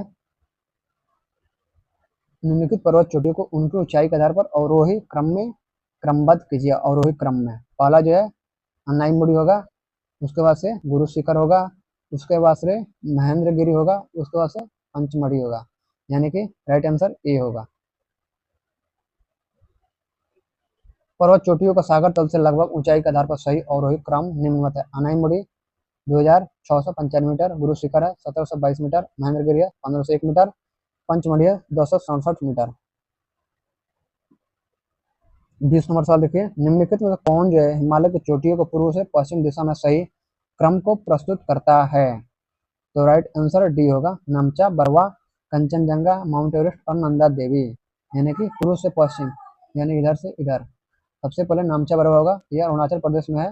कंचनजंगा सिक्किम और नेपाल के है। माउंट एवरेस्ट ये भी नेपाल में पड़ता है। और नंदा देवी जो है आपका सीधे उधर पड़ता है।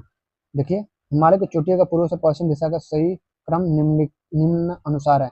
नामचा बरवा चीन, यानी चीन जो है एनसीईआरटी के अनुसार भारत। कंचनजंगा सिक्किम नेपाल, माउंट एवरेस्ट नेपाल और चीन, नंदा देवी उत्तराखंड में है। 21 नंबर देखिए, निम्नलिखित पर्वत शिखरों में कौन सा एक भारत में अवस्थित नहीं है? तो आपका जो है कौन सा नहीं है? गोसाईथान, कामेत, नंदा देवी और त्रिशूल। तो गोसाईथान नहीं है, नंदा देवी है, कामेत है, त्रिशूल है, गोसाईथान नहीं है। भारत में अवस्थित नहीं है पूछ रहा है तो गोसाईथान नहीं है। नंदा देवी, कामेत तथा त्रिशूल पर्वत शिखर भारत के उत्तराखंड राज्य में अवस्थित है। नंदा देवी हो गया, कामेत हो गया और त्रिशूल पर्वत भारत के उत्तराखंड राज्य में अवस्थित है, जबकि गोसाईथान तिब्बत में नेपाल के सीमा के निकट अवस्थित है। गोसाईथान जो है तिब्बत में नेपाल के सीमा के निकट अवस्थित है। 22 नंबर, अधोलिखित युग्मों में से कौन सा सही सुमेलित नहीं है? तो इसका आंसर नहीं दिया गया है। तो अब देखते हैं हम लोग, यहाँ पढ़ लेते हैं। माउंट आबू अरावली पहाड़िया, माउंट आबू जो है अरावली पहाड़िया सम्मिलित नहीं है पूछ रहा है, तो सही है। कड़ाई कनाल और अन्नामलाई पहाड़िया, उटकमंड नीलगिरी पहाड़िया, शिमला पीर पंजाल श्रेणी। चलिए आगे देखते हैं हम लोग, सम्मिलित करते हैं। ये नीचे आंसर नहीं दिया गया है। कोडाई कनाल अन्नामलाई पहाड़ी में नहीं बल्कि तमिलनाडु के डिंडुगुल जिले में पालनी पहाड़ी में स्थित है। कौन सा? तो ये कोडाई कनाल। पालनी पहाड़ी पश्चिम में अन्नामलाई पहाड़ी से जुड़ी हुई है। यहाँ यह उल्लेखनीय कि इसी प्रकार शिमला पीर पंजाल श्रेणी में नहीं है। शिमला जो पीर पंजाल श्रेणी में भी नहीं है, बी वाला नहीं है, जबकि धौलाधार श्रेणी में अवस्थित है। अतः इस प्रश्न में विकल्प बी और डी दोनों सम्मिलित नहीं है। बी और डी दो सम्मिलित नहीं है। ए और सी सही है, बी और डी गलत है, इसलिए सम्मिलित एक होता तो आंसर होता, दो है इसलिए आंसर नहीं होगा। चलिए आगे बढ़ते हैं, इसलिए आंसर नहीं दिया गया है। 23 नंबर सवाल देखिए, निम्नलिखित में से कौन सी एक चोटी भारत में अवस्थित नहीं है? तो अवस्थित नहीं है तो आपका है ए, और भारत में अवस्थित नहीं है, बुरला मंदाता और बी नमचा बरवा, जिसको चीन में एनसीईआरटी के अनुसार जो है भारत में और चीन में बताया जा रहा है। चलिए आगे बढ़ते हैं, ए और बी। गुरला मंदाता पर्वत शिखर भारत में नहीं बल्कि पश्चिमी तिब्बत में नेपाल की उत्तर पश्चिमी सीमा का निकट अवस्थित है। एनसीईआरटी के अनुसार नेपाल, एनसीईआरटी के अनुसार नेपाल है।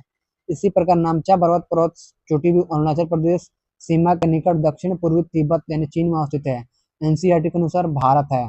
इस प्रकार गुरला मंदाता और नामचा बरवा ये दोनों ही पर्वत शिखर भारत में अवस्थित नहीं है। कामेट पर्वत उत्तराखंड के गढ़वाल क्षेत्र में तथा नंगा पर्वत भारत के केंद्र शासित प्रदेश लद्दाख में अवस्थित है। इस प्रकार इस प्रश्न में दो विकल्प सही है। एनसीईआरटी के अनुसार दिए गए विकल्प में केवल गुरला मंदाता नेपाल में अवस्थित है, जबकि अन्य भारत में अवस्थित है। इस प्रकार आधार पर विकल्प ए सही होगा। चलिए आगे देखते हैं 24 नंबर, निम्नलिखित हिमालय की चोटियों में से कौन सी भारत में स्थित नहीं है? तो बी धौलागिरी, धौलागिरी नेपाल में है, जबकि नामचा बरवा 3 यानी तिब्बत में अरुणाचल प्रदेश की सीमा पर, नंगा पर्वत जो है भारत के केंद्र शासित प्रदेश लद्दाख में, या कामेत शिखर उत्तराखंड में स्थित है। नोट, एनसीईआरटी के अनुसार नामचा बरवा जो है भारत के अरुणाचल प्रदेश में स्थित है। एनसीईआरटी के अनुसार नामचा बरवा अरुणाचल प्रदेश में है, ईपी यानी अरुणाचल प्रदेश में। कामेत है उत्तराखंड, यूके में, यूके मतलब उत्तराखंड। ये विदेश वाला ब्रिटेन वाला मत समझिएगा। और ये लद्दाख में है, लद्दाख में। 25 नंबर सवाल देखिए, गौरलाटा चोटी किस पार्ट में स्थित है? गौरलाटा चोटी किस पार्ट में स्थित है? तो ये सिमरी पार्ट में।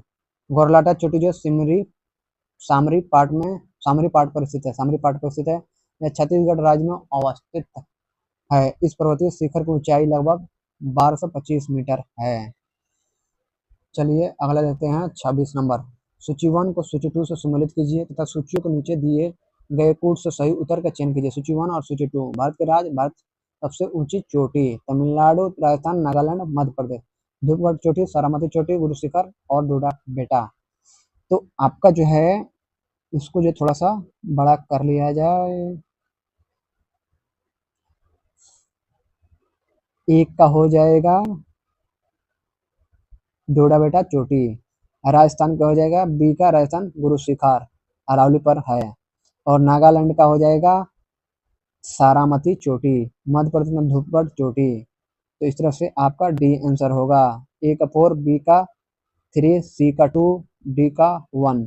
इसमें नहीं है ए का 4, इसमें भी नहीं है, इसमें है तो लेकिन बी का 2 नहीं है, इसलिए ये भी गलत होगा। राइट आंसर डी होगा। सही सम्मेलन निम्नवत है, सूची 1 और सूची 2। भारत के राज्य सबसे ऊंची चोटी: तमिलनाडु डूडा बेटा चोटी, राजस्थान गुरु शिखर चोटी, नागालैंड सारामती चोटी, मध्य प्रदेश धूपगढ़ चोटी। 27 नंबर सवाल देखिए, सूची 1 को सूची 2 से सम्मिलित कीजिए तथा सूचियों के नीचे दिए गए कूट से सही उत्तर चुनिए। सूची 1 और सूची 2। राज्य सबसे ऊंची चोटी: तमिलनाडु, राजस्थान, नागालैंड और मध्य प्रदेश। सब वही दिया है। राजस्थान में गुरु शिखर है, सारामती नागालैंड में है, मध्य प्रदेश में धूपगढ़ है, तमिलनाडु में डोडा बेटा है। समझ गए? ए का 2, ए का 2 किस में होगा, बी का 3 किस में होगा, और सी का 1 किस में है, सी का 4, तो इस तरह से हो जाएगा, और डी का 1। तो ये ए का 2 इसमें है, इसमें नहीं है तो गलत हो गया। बी का 3 है, सही है। सी का 1 नहीं है, इसलिए ये भी गलत है। ऑप्शन नंबर ऑफ सी देखते हैं हम लोग। ऑप्शन नंबर सी में है आपका ए का क्या होना चाहिए, ए का होना चाहिए आपका, ए का होना चाहिए, ए का तमिलनाडु का हो जाना चाहिए डोडा बेटा, ए का 2, राजस्थान बी का 3, और सी का 4 होना चाहिए, सी का 4। ए का 2, बी का 3, सी का 4। ठीक है, 2 3 4, यानी कि ए का 3 सही है, बी का 2, ए का 1 मिनट, ए का क्या था भाई, बार बार, ए का 2 था, बी का 3 था, सी का 4 था, यानी 2 3 4। ऑप्शन में 2 3 4 लगता रहना चाहिए, तो ये भी गलत है। 2 3 4 है, उसका एक है, तो राइट आंसर बी होगा। चलिए राइट आंसर डी। 28 नंबर सवाल देखिए, हिमालय में त्रिशूल शिखर के संदर्भ में निम्नलिखित में से कौन सा कथन सही है, कौन सा या कौन से कथन सही है?